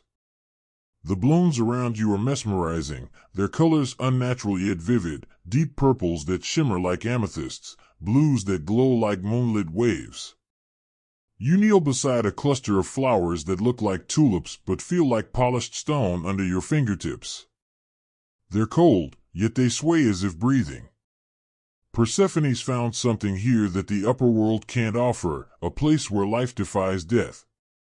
You imagine her, hands deep in the dark soil, coaxing these impossible plants to grow. It's not just gardening, it's a quiet rebellion against the underworld's gloom. You smirk, thinking Hades probably didn't expect his captive to outshine him in his own backyard. Ancient Greek texts, like the Orphic from around the 3rd century BCE, describe Persephone as a dual goddess, both spring's maiden and the underworld's queen. Her flower beds embody that duality, blending life's vibrancy with death's stillness. Here's a quirky tidbit. Some ancient gardeners believed Persephone taught mortals how to grow asphodel, a ghostly flower tied to the underworld, which they planted near tombs for luck. You chuckle, picturing ancient Greeks nervously tossing seeds into graves, hoping for Persephone's favor. Historians still argue whether her love for these gardens was her choice or a coping mechanism, a way to carve out meaning in her forced marriage. You stand, brushing dirt from your hands, and notice the flower bed stretching further, forming patterns that feel almost deliberate, like a secret code. Maybe Persephone's weaving a story with these blooms, something only she understands. The air hums softly, and you catch a faint scent of earth mixed with something floral, sharp and sweet. You're starting to get why she stays, not just because of the pomegranate you saw back in that grove, but because this place is hers now. Those glowing roses? They're not Hades' trap anymore, they're her triumph. You glance at a flower that looks like it's winking at you, and you half laugh, half shudder. Creepy, but kind of cool. The path winds through denser gardens now, the blooms growing wilder, their petals curling like they're reaching for you. You can almost see Persephone kneeling nearby, her hair dusted with pollen, her face calm but determined. She's not just tending flowers, she's claiming power, making the underworld bend to her will. You remember that Narcissus from the meadow, the one that started this whole mess, and realize these gardens are her answer to it, a way to take Hades' bait and make it her own. You're impressed, honestly. If you were stuck in a cosmic basement, you'd probably just binge-watch something, not start a floral revolution. You keep walking, the glow of the flower beds guiding you. The underworld feels less oppressive now, like Persephone's touch has softened its edges. But there's a tension in the air, a reminder that her story's not just about pretty flowers. Something stirring above, her mother, Demeter, isn't exactly thrilled about this whole situation. You can almost feel the earth up there growing colder, and you wonder how Persephone's gardens will survive the fallout. The path ahead darkens, but the flowers still glow, stubborn and bright. If you're not hooked on her story yet, you're probably dreaming already. You're still winding through Persephone's underworld gardens, the glowing blooms casting eerie shadows that flicker like candlelight on the obsidian walls. The air's gotten colder, sharper, like the first bite of winter, and you can sense a shift, not here, but above, where the world you left behind is starting to feel Demeter's wrath. You're trudging along the path, the flowers around you pulsing with that strange, defiant life, and you realize Persephone's not the only one shaping this story. Her mother, Demeter, goddess of the harvest, is about to throw a divine tantrum, and you're caught in the chill of it. The flower beds thin out a bit, their glow dimming as if they, too, feel the frost creeping in from above. You imagine Demeter up there, pacing through her golden fields, her breath turning to mist as she realizes her daughter's gone. The earth's turning barren under her grief, crops wilting, rivers icing over. You shiver, pulling your imaginary cloak tighter, and wonder how Persephone keeps her gardens thriving down here while her mom's basically hitting the pause button on life itself. It's like Demeter's decided if she can't have her daughter, nobody gets fresh veggies. Harsh, but you get it, she's a mom. Ancient Greek mythology, as recorded in the Homeric hymn to Demeter, ties Demeter's sorrow directly to the season cycle, with her mourning freezing the earth until Persephone's return. That's the mainstream fact, etched into the myths like a farmer's almanac. But here's a quirky tidbit. Some ancient Greeks thought Demeter's tears fell as dew, and farmers would collect it for rituals, believing it could coax barren fields back to life. You snicker, picturing them scurrying around with buckets, dodging Demeter's cosmic meltdown. Historians still argue whether Demeter's reaction was pure grief or a calculated power move to force Zeus to intervene. You pause by a cluster of flowers that look like daisies but shimmer like frost-kissed glass. They're beautiful, but they're trembling, as if they sense the cold seeping down from the surface. You can almost hear Demeter's voice, sharp and unyielding, demanding her daughter back. Up there, fields are turning to dust, and you bet the mortals are starting to panic, wondering why their goddess is ghosting them. You glance at Persephone's flower beds, their stubborn glow a stark contrast to the chaos above. She's down here, tending her blooms, probably unaware of the mess her absence is causing. Or maybe she knows and just doesn't care. You raise an eyebrow, girl's got guts. The path curves, leading you toward a darker corner of the underworld where the flowers grow sparse but no less vibrant. You catch a whiff of something earthy, like wet soil after a storm, and it reminds you of those pomegranates from earlier. That fruit tied Persephone here, but Demeter's not about to let that slide. You imagine her up there, maybe chucking a frost-covered apple at Zeus to get his attention. You chuckle, thinking the god's family drama makes your holiday gatherings look tame. But the cold's getting to you now, the air stinging your cheeks, and you realize Demeter's not just mad, she's reshaping the world to get her way.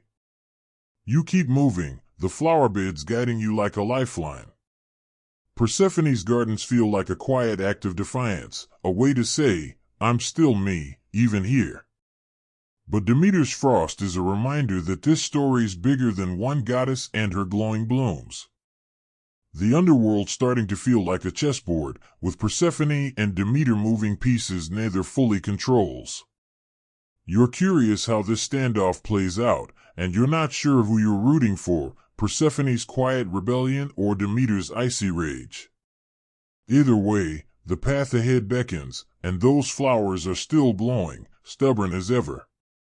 If you're not feeling the chill yet, you're tougher than most. You're still weaving through the underworld's glowing gardens, the air now carrying a faint chill from Demeter's tantrum up above.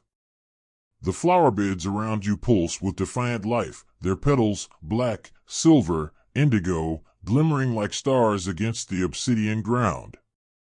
You're starting to see why Persephone's so drawn to these blooms. They're not just pretty, they're a rebellion against the underworld's gloom. But now you're headed deeper, where the gardens grow wilder, and you're about to discover the hidden colors of Persephone's strange sanctuary, flowers that shouldn't exist, thriving in a place that's all about endings. The path twists, and the flower beds explode into hues that make your eyes ache. You spot blooms that look like they're bleeding crimson, others glowing like molten gold, their roots twisting into the ground like they're holding on for dear life. You kneel, brushing a petal that feels like velvet but sparkles like crystal. These aren't your average daisies, they're underworld exclusives, born from soil that's seen more ghosts than sunlight. You can almost see Persephone here, her hands stained with dark earth, coaxing these impossible colors into being. It's like she's painting with light itself, and you're a little jealous of her skills. The Homeric hymn to Demeter mentions Persephone's role as the underworld's queen, but it's light on details about her gardens. Still, ancient Greeks saw her as a life-giver even in death's domain, a fact woven into their rituals for spring. Here's the quirky bit. Some ancient poets claimed her flowers were made from the tears of the dead, distilled into petals that glowed to guide lost souls. You snicker, imagining Persephone bottling ghost tears like some cosmic artisan.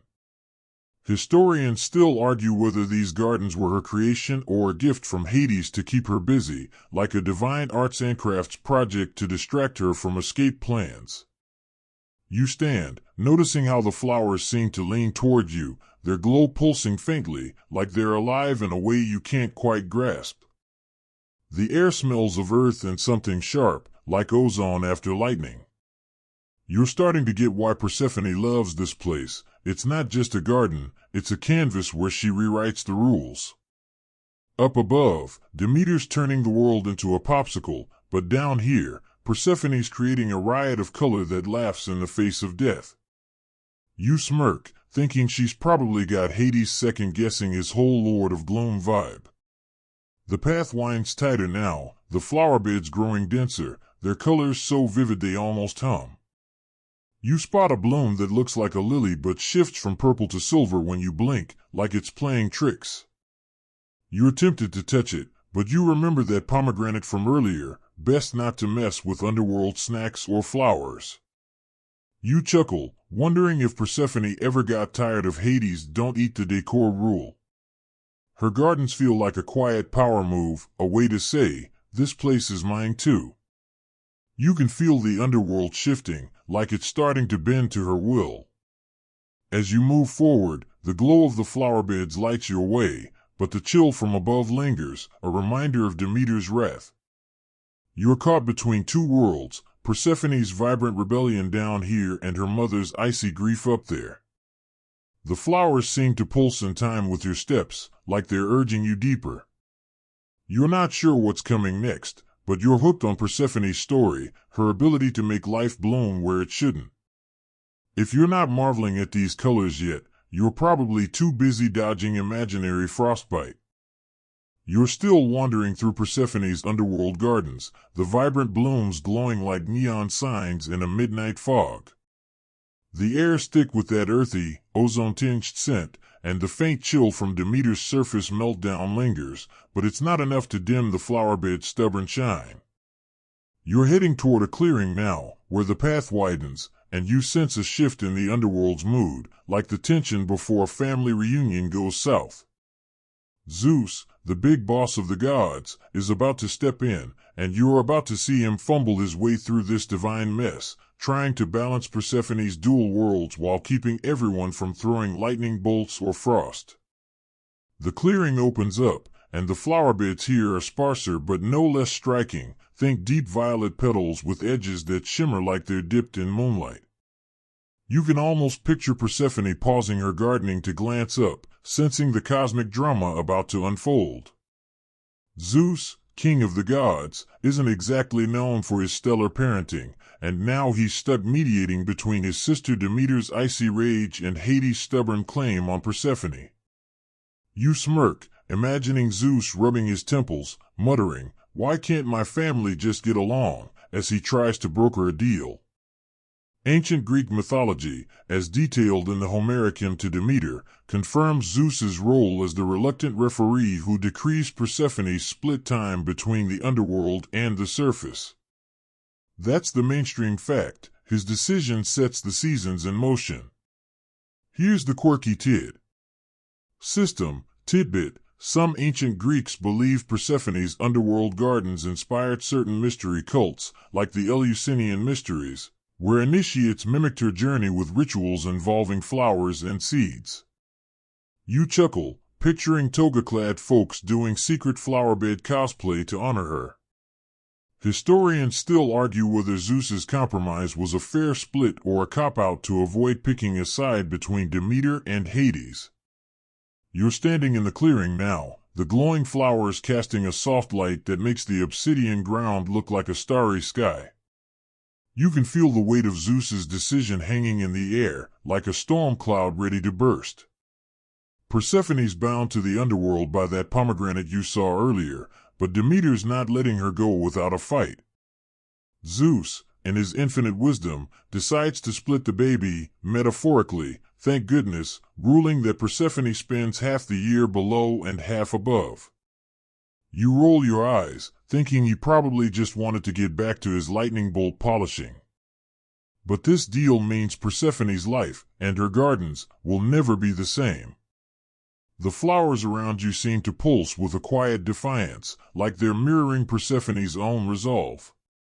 You imagine her hearing Zeus's verdict, maybe tossing a glowing petal in frustration, knowing she's now a part-time queen of two worlds. The clearing feels like a crossroads, the air humming with the weight of her split fate. You notice a cluster of blooms that look like irises but shimmer like polished jet, their roots digging deep into the underworld's core. They're Persephone's anchor, her way of saying, "I'll make this place mine, no matter what Zeus says." You're starting to admire her hustle, turning a cosmic custody battle into a chance to flex her green thumb. You move forward, the path narrowing again as it winds back into the denser flower beds. The air's still cool, but the flowers' glow feels warmer, like they're pushing back against the chill from Demeter's wrath. You remember those vibrant colors from the last garden, crimson, gold, silver, and realize Persephone's not just surviving here, she's thriving, making art out of exile. Zeus's mediation might have split her time, but these gardens are her domain, her way of rewriting the story. You smirk, thinking if Zeus ever visited, he'd probably trip over a root and faceplant into a glowing rosebush. The path ahead beckons, and you're curious to see how Persephone turns this compromise into something uniquely hers. If you're not rooting for her by now, you're probably distracted by some Olympian reality show. You're back in the heart of Persephone's underworld gardens, the air humming with that strange mix of damp earth and electric floral scent. The flower beds around you glow with defiance, black lilies, silver roses, petals that shimmer like they're mocking the darkness. You're walking a path that feels more like Persephone's now, not Hades', and you're about to discover her secret craft, how she weaves these eerie blooms into symbols of power, turning her underworld exile into a quiet but fierce statement. Those flowers you've been admiring? They're not just decor, they're her rebellion, her art, her way of claiming a throne she never asked for. You pause by a cluster of blooms that look like orchids but pulse with a soft, violet light, their petals curling like they're whispering secrets. You can almost see Persephone here, her fingers deftly plucking petals, weaving them into intricate patterns, crowns, garlands, even tapestries that shimmer against the obsidian walls.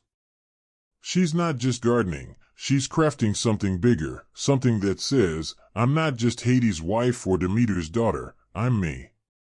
You smirk, thinking she's probably the only goddess who could turn a kidnapping into a DIY empire. The Homeric hymn to Demeter hints at Persephone's growing authority in the underworld, describing her as a queen who commands respect, even from Hades.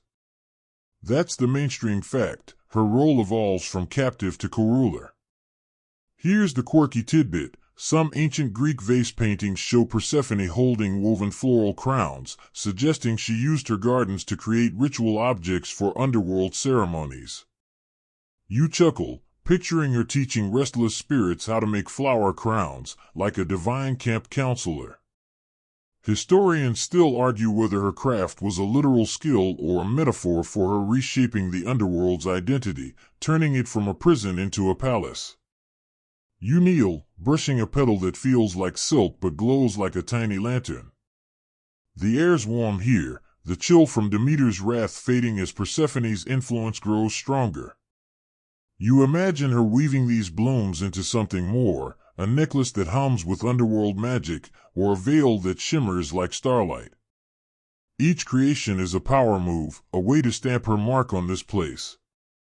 You remember that pomegranate from earlier, the one that bound her here, and realize she's turning that trap into a canvas. Hades might have lured her with a flower, but she's building an empire with them. You're impressed. Honestly, if you were stuck in the underworld, you'd probably just sulk, not start a floral revolution.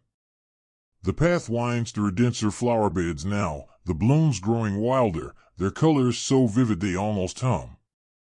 You spot a garland draped over a stone, its petals woven so tightly it looks like a crown fit for a queen. You can feel Persephone's presence in every twist and curl, her quiet strength radiating from the flowers. The air smells of earth and something sweeter, like honeyed wine, and you wonder if she's nearby, maybe watching you with a knowing smile. You snicker, thinking Hades probably regrets giving her free rein with the gardening budget. Her craft isn't just about beauty, it's about control, about saying, this is my story now. You keep moving, the glow of the flower beds lighting your way. The underworld feels less like a trap and more like Persephone's studio, where every bloom is a brushstroke. You're starting to see her not as a victim but as a creator, turning exile into art. The path ahead curves toward a darker grove, but the flowers still shine, stubborn and bright. You're curious what she'll do next, how she'll keep bending this place to her will. If you're not a little in awe of her by now, you're probably too busy dodging imaginary underworld weeds. You are weaving through Persephone's underworld gardens, the glowing blooms casting a soft, surreal light that dances on the obsidian walls. The air hums with that familiar earthy tang, laced with a hint of sweet pollen, and the flower beds, bursting with silver-veined roses and pulsing black lilies, feel like they're watching you. You're deeper into Persephone's world now, and you can sense the rhythm of her split life taking shape. Zeus's awkward mediation, that half-and-half deal you glimpsed earlier, has locked her into a cycle, half the year tending these eerie flower beds, half above with Demeter's golden fields. You're about to see how her dual existence shapes the Earth's seasons, turning her gardens into a cosmic metronome. The path widens, and the flower beds stretch into intricate patterns, like a map of Persephone's divided heart. You imagine her moving between worlds, her hands stained with underworld soil one moment, then dusted with surface pollen the next. Up above, Demeter's fields bloom when Persephone returns, bursting with life. Down here, her gardens never fade, defying the underworld's gloom. You are walking through a living calendar, each bloom marking time in a cycle that keeps the world spinning. You smirk, thinking it's like Persephone's got the ultimate remote job, splitting her time between two offices, one sunny, one spooky. The Homeric hymn to Demeter, from around the 7th century BCE, ties Persephone's comings and goings to the seasons' ebb and flow, spring and summer when she's with Demeter, fall and winter when she's below. That's the mainstream fact, the backbone of the myth. Here's the quirky tidbit. Some ancient Greeks believed Persephone's underworld flowers bloomed brightest during winter, as if mocking Demeter's frost with their glow. You chuckle, picturing her gardens throwing a neon party while the surface world shivers. Historians still argue whether the seasonal cycle was a literal explanation for weather or a metaphor for life, death, and rebirth, with Persephone as its beating heart. You pause by a cluster of blooms that look like tulips but shimmer like frost-kissed amethysts. They're stubborn, glowing even as you feel that faint chill from Demeter's lingering wrath. You can almost see Persephone tending these beds, knowing each petal ties her to both worlds. Her time above brings warmth, her time below brings cold, and these flowers? They're her signature, a reminder that she's the pivot point. You remember that pomegranate from way back, the one that sealed her fate, and realize it's not just a trap, it's the seed of this whole cycle. You're starting to get why she loves these gardens. They're her way of owning the rhythm Zeus forced on her. The air shifts, carrying a scent of wet earth and something sharper, like crushed herbs. You move forward, the path curving through denser flower beds, their colors so vivid they almost pulse in time with your steps. You imagine Persephone stepping into the upper world, sunlight hitting her face, only to return here, where her blooms wait like loyal friends. You snicker, thinking if you had to commute between life and death, you'd probably demand a better travel allowance. Her gardens feel like a bridge between worlds, a place where she's not just a pawn but a power. The cycle she's locked into isn't just a curse, it's her legacy. You keep walking, the glow of the flower beds guiding you. The underworld feels less like a prison now and more like half of Persephone's kingdom. Up above, Demeter's fields are waiting for her return, but down here, these blooms are her proof that she's no one's victim. The path ahead darkens, but the flowers still shine, their light steady and unyielding. You're curious how Persephone balances this double life, how she makes peace with being both spring's queen and the underworld's gardener. If you're not marveling at her juggling act yet, you're probably already dreaming of sunlit meadows. You're still winding through Persephone's underworld gardens, the air thick with that earthy, slightly sweet scent that clings to your senses. The flower beds glow with their stubborn, otherworldly light, crimson petals that pulse like embers, silver lilies that shimmer like moonlight on water. You're deep in Persephone's domain now, where every bloom feels like a piece of her heart. But you're about to glimpse something unexpected. Hades, the brooding lord of the dead, showing a softer side as he tends these flower beds alongside his reluctant queen. You're walking toward a moment that humanizes the guy, and it's weirder and sweeter than you expected. The path curves into a quieter grove, where the flowers grow in neat rows, almost like someone's trying to impress. You spot a figure in the shadows, Hades, all dark robes and grim vibes, but he's kneeling, hands in the dirt, carefully pruning a glowing rosebush. You blink, half expecting to catch him plotting something sinister, but nope, he's just gardening. You can almost see Persephone nearby, her hands deftly weaving petals into one of those intricate crowns you saw earlier. They're working together, and it's oddly domestic, like catching your parents sneaking a moment in the kitchen. You smirk, thinking Hades probably never imagined eternal bachelor turning into flowerbed assistant. Ancient Greek myths, like those in Ovid's Metamorphoses, rarely paint Hades as anything but a stern ruler, but they do hint at his devotion to Persephone, a fact that grounds their strange partnership. Here's the quirky tidbit. Some ancient Greek vases show Hades holding a flower, a rare nod to his role in Persephone's gardens, suggesting he wasn't just a kidnapper but a partner in her floral obsession. You chuckle, picturing him awkwardly offering her a glowing lily, like a teenager on a first date. Historians still argue whether Hades' softer side was genuine love or a calculated move to keep Persephone content, like bribing her with a fancy greenhouse. You pause by a cluster of blooms that look like daisies but sparkle like polished onyx, their petals catching the light of Hades' careful work. The air's warm here, the chill from Demeter's wrath fading as Persephone's gardens hold their own. You imagine Hades glancing at her, maybe cracking a rare smile as she adjusts a petal. It's not all romance. Persephone's still bound by that pomegranate you saw ages ago, but there's a quiet respect here, a shared project. You're starting to see why she loves these flower beds. They're not just hers, they're a space where even Hades bends to her vision. You snicker, thinking he's probably regretting that Narcissus stunt now that he's on weeding duty. The grove feels alive, the flowers swaying like they're eavesdropping on this unlikely teamwork. You notice a small pile of trimmed petals, evidence of Hades' clumsy but earnest efforts.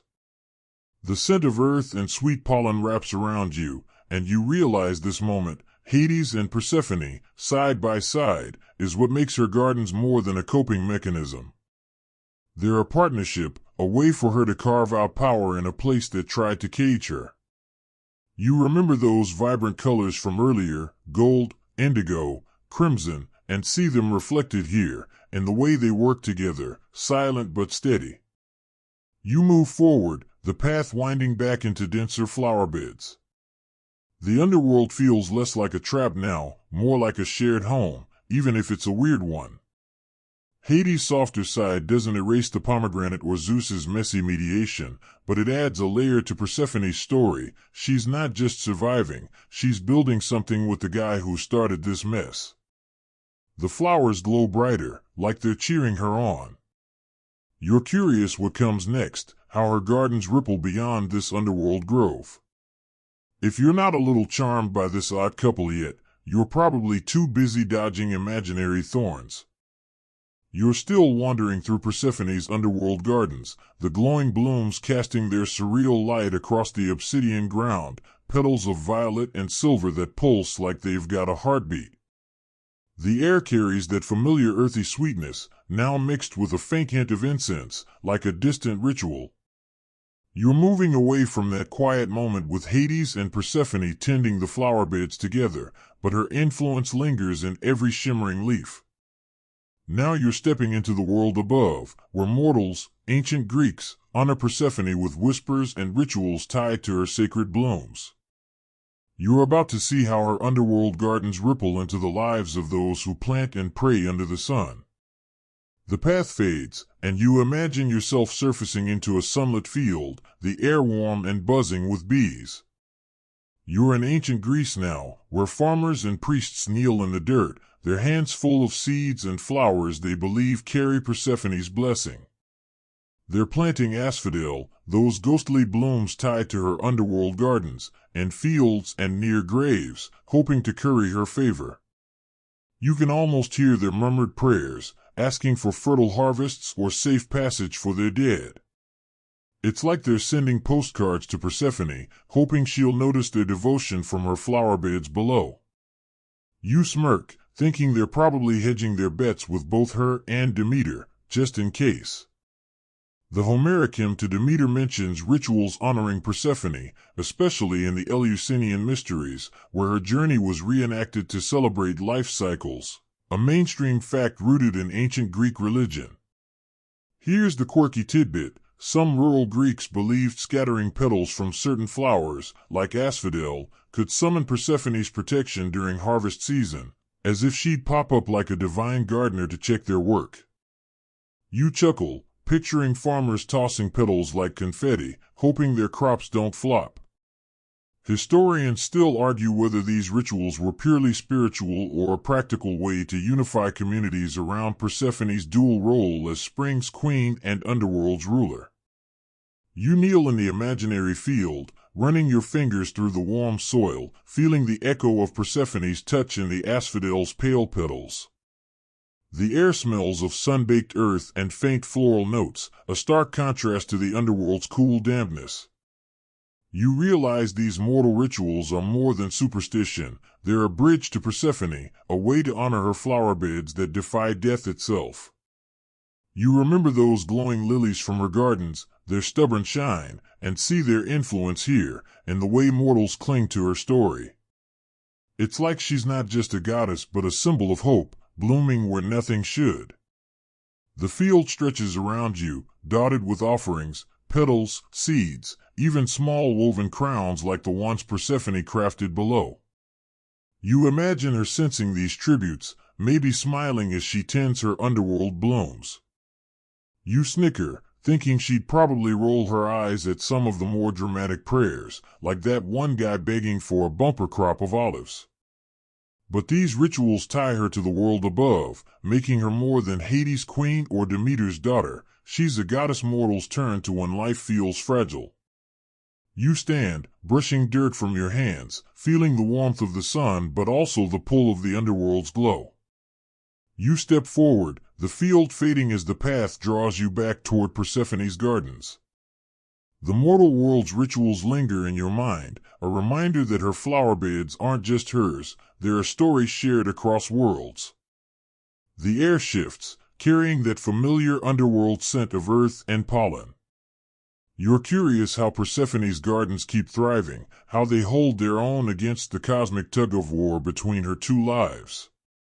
If you're not feeling the weight of her story yet, you're probably too busy dodging imaginary bees in that sunlit field. You're back in the underworld, the air cool and heavy with that earthy, pollen-laced scent that clings to Persephone's glowing gardens. The flower beds stretch around you, their petals, crimson, silver, indigo, pulsing like tiny lanterns in the obsidian gloom. You're deep in Persephone's domain now, where the rules of life and death blur, and her blooms defy the underworld's barren heart.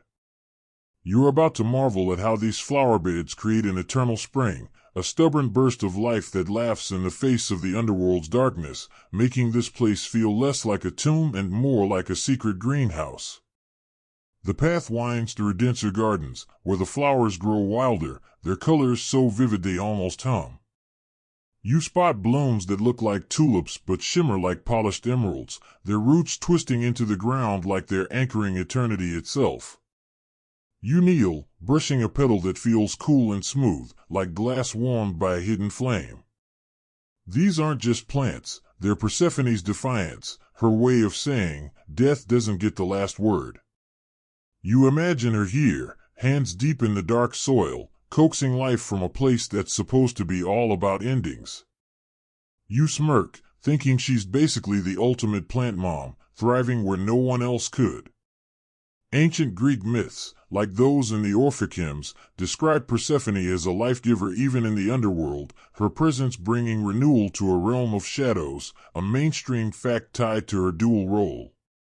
Here's the quirky tidbit. Some ancient Greeks believed her gardens bloomed with eternal asphodel, flowers that never wilted, serving as a beacon for souls wandering the underworld. You chuckle, picturing lost spirits using her flower beds like a cosmic GPS. Historians still argue whether these eternal blooms were a literal miracle or a poetic symbol of Persephone's power to bend the underworld's rules. You stand, noticing how the flower beds form patterns that seem to pulse with purpose, like a living calendar of spring that never fades. The air smells of earth and something sweeter, like honeyed wine, and you feel a warmth that pushes back the underworld's chill. You remember those mortal rituals from the surface, the asphodel offerings, and realize Persephone's gardens are their mirror, a spring that doesn't need sunlight, a season that defies time. You're starting to see why she loves this place. It's not just a garden, it's her victory over the darkness. You snicker, thinking Hades probably didn't expect his gloomy realm to get a floral makeover this epic. The path curves, leading you through a grove where the flowers grow taller, their petals curling like they're reaching for an invisible sun. You can almost see Persephone tending them, her face calm but fierce, as if she's daring the underworld to try and stop her. Those pomegranates from way back, the ones that bound her here, feel like a distant memory now. Her gardens have turned that trap into a throne. You're impressed. Honestly, if you were stuck in a cosmic basement, you'd probably just complain about the lighting, not build an eternal spring. The blooms around you glow brighter, like they're cheering her on, and you feel their warmth like a soft hum against your skin.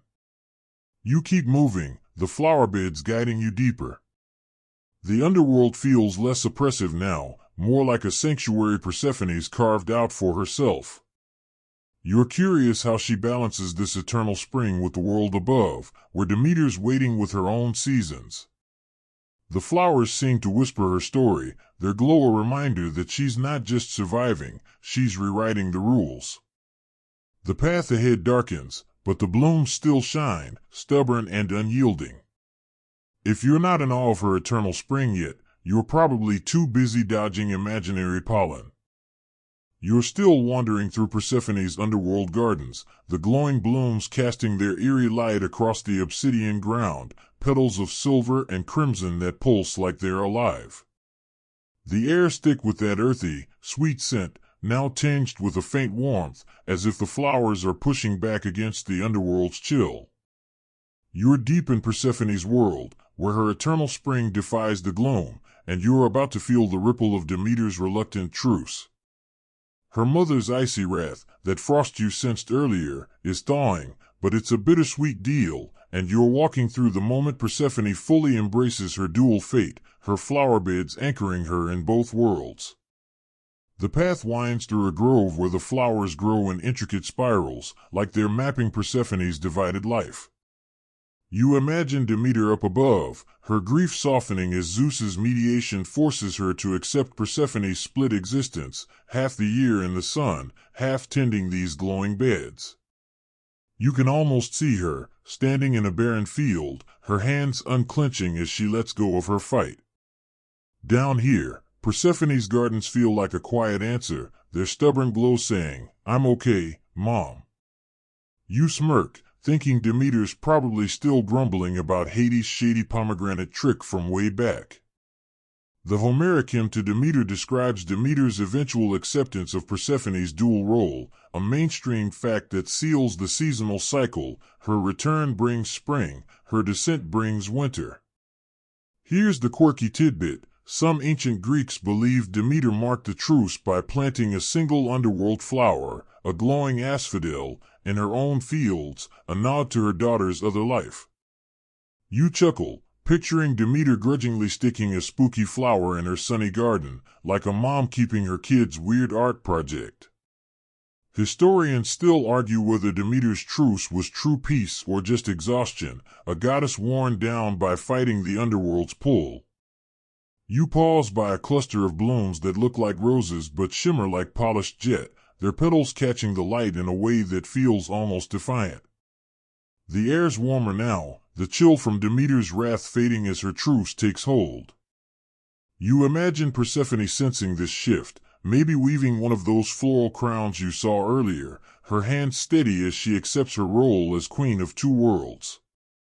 You remember the vibrant colors of her gardens, gold, indigo, violet, and realize they're not just surviving here, they're thriving because she's made peace with her fate. You're impressed. Honestly, if you had to split your time between two cosmic zip codes, you'd probably lose it, not build a glowing empire. The flowers around you seem to pulse in rhythm with Persephone's resolve, their glow steady and unyielding. You catch a whiff of something sharp, like crushed herbs, mixed with the earthy sweetness of the soil.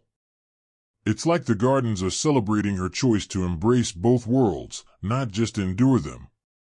You can almost see her kneeling nearby, her face calm but fierce, as if she's saying, "This is my story now." You snicker, thinking Demeter's probably up there stress-eating wheat to cope with sharing her daughter. The truce isn't perfect, but it's enough to keep the world turning, the seasons flowing. You move forward, the path curving through denser flower beds, their light guiding you like a beacon. The underworld feels less like a prison and more like Persephone's second home, a place she's shaped with every petal. Demeter's truce has given her space to be both spring's queen and the underworld's gardener, and these blooms are her proof. The path ahead beckons, and you're curious how Persephone's story evolves, how she keeps rewriting the rules. If you're not feeling the weight of her dual fate yet, you're probably too busy dodging imaginary frost from Demeter's old grudges. You're still weaving through Persephone's underworld gardens, the air thick with that sweet, earthy scent, the glowing blooms, violet, silver, crimson, casting their defiant light across the obsidian ground. The flower beds pulse like they're breathing, a testament to Persephone's eternal spring, and you can still feel the echo of Demeter's reluctant truce settling over the world above. Now you're stepping into a quieter corner of her gardens, where the flowers grow in delicate, deliberate patterns, and you're about to uncover Persephone's subtle rebellion. She's not just tending blooms, she's reshaping her role as underworld queen, using her flower beds to carve out power in a place that tried to cage her. The path narrows, and the flowers here are smaller, more intricate, like tiny sculptures of light. You spot blooms that look like lilies but shimmer with veins of gold, their petals arranged in spirals that feel like a secret code. You imagine Persephone kneeling here, her hands weaving these delicate blooms into something more, maybe a crown, maybe a tapestry, each one a quiet act of defiance. She's not just Hades' wife or Demeter's daughter, she's a queen rewriting the underworld's rules, one petal at a time. You smirk, thinking she's probably got Hades second-guessing his whole Lord of the Dead vibe with her floral power moves. Ancient Greek myths, like those in the Orphicyms, portray Persephone as a goddess who grows into her underworld role, wielding authority that rivals Hades, a mainstream fact that shows her evolution from captive to queen.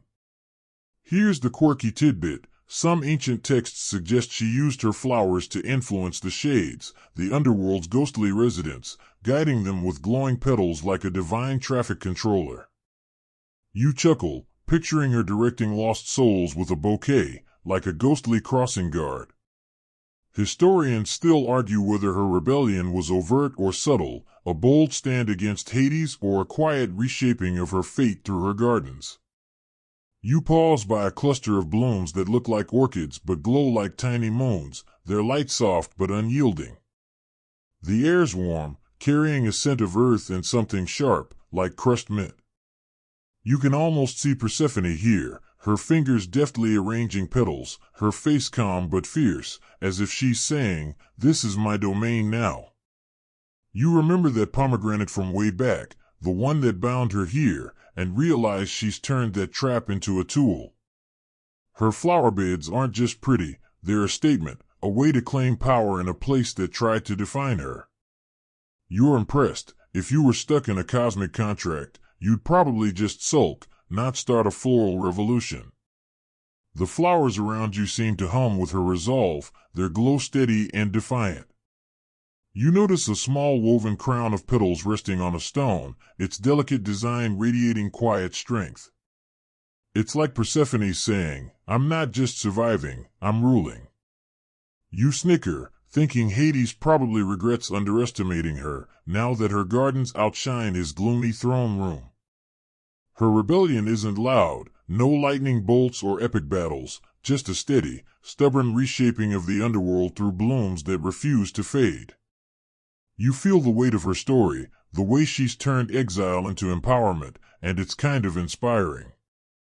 You move forward, the path winding through denser flower beds, their light guiding you like a beacon. The underworld feels like Persephone's kingdom now, not just Hades.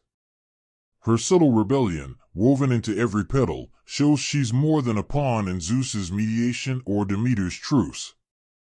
The flowers pulse in time with your steps, their glow a reminder of her quiet power. You're curious how her story wraps up, how these gardens become her legacy. If you're not rooting for her rebellion yet, you're probably too busy dodging imaginary underworld pollen. You're deep in Persephone's underworld gardens, the air heavy with that earthy, pollen-sweet scent, the flower beds glowing with petals of silver, crimson, and indigo that pulse like tiny stars against the obsidian ground. You've seen her journey, her descent, her pomegranate-fueled binding, her defiance through these eternal blooms, and now you're standing in a vast grove where the flowers stretch endlessly, their light weaving a tapestry of life in death's domain. You're about to reflect on the legacy of Persephone's flower beds, a timeless symbol of life's duality, where spring and shadow coexist, and her quiet rebellion blooms forever. The path opens into a clearing where the flowers form a radiant mosaic, their patterns swirling like a story etched in light. You imagine Persephone here, her hands stained with soil, her eyes fierce with purpose as she tends these blooms. Her gardens aren't just a hobby, they're a testament to her ability to balance two worlds, to find beauty in exile, to grow life where it shouldn't. You see her legacy in every petal, a reminder that even in the darkest places, something can bloom. You smirk, thinking she's probably the only goddess who could make Hades' gloomy realm feel like a botanical festival. The Homeric hymn to Demeter frames Persephone's story as the root of the seasons, a mainstream fact that ties her dual life to the Earth's cycles, spring's renewal, winter's rest. Here's the quirky tidbit. Some ancient Greeks believed her underworld flowers inspired poets, who claimed their verses flowed from visions of her glowing gardens, like a divine muse with a green thumb. You chuckle, picturing bards scribbling odes to her roses while dodging underworld ghosts. Historians still argue whether her gardens symbolize resilience or compromise, a victory over Hades' trap or a bittersweet acceptance of her split fate. You kneel by a cluster of blooms that look like lilies but shimmer like polished amethysts, their glow soft but unyielding. The air smells of earth and faint honey, a warmth that pushes back the underworld's chill. You remember the narcissus that started this, the pomegranate that bound her, the truce with Demeter, and realize her flower beds tie it all together, her rebellion, her power, her legacy. They're not just plants, they're a story of duality, of finding light in darkness, of making a home in exile. You're impressed. Honestly, if you were handed her fate, you'd probably just complain about the commute, not build a glowing empire. The flowers around you pulse gently, their light weaving a quiet hymn to Persephone's strength. You can almost see her, a queen in both worlds, her hands weaving petals into crowns that say, I am enough. You snicker, thinking Hades and Demeter probably never saw her coming, this goddess who turned a trap into a triumph. Her legacy lives in these gardens, in the seasons above, in the mortal rituals you glimpsed, all tied to her stubborn blooms. The path ends here, but the flowers keep glowing, a timeless reminder that life persists, even in the shadows.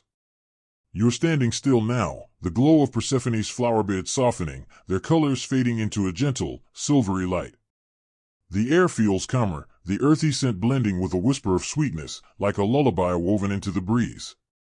You let your shoulders relax, your breath slowing as the underworld's hum wraps around you, warm and steady. Picture yourself lying back on a bed of petals, their cool touch cradling you, the glow dimming like stars at dawn. Persephone's story lingers, her strength, her blooms, her quiet defiance, but it's time to let it fade, to drift into the stillness. The flowers seem to nod, their light a soft promise of rest. You're safe here, carried by the rhythm of her eternal spring, easing into dreams where light and shadow dance together. Close your eyes, let the glow slip away, and sink into the quiet.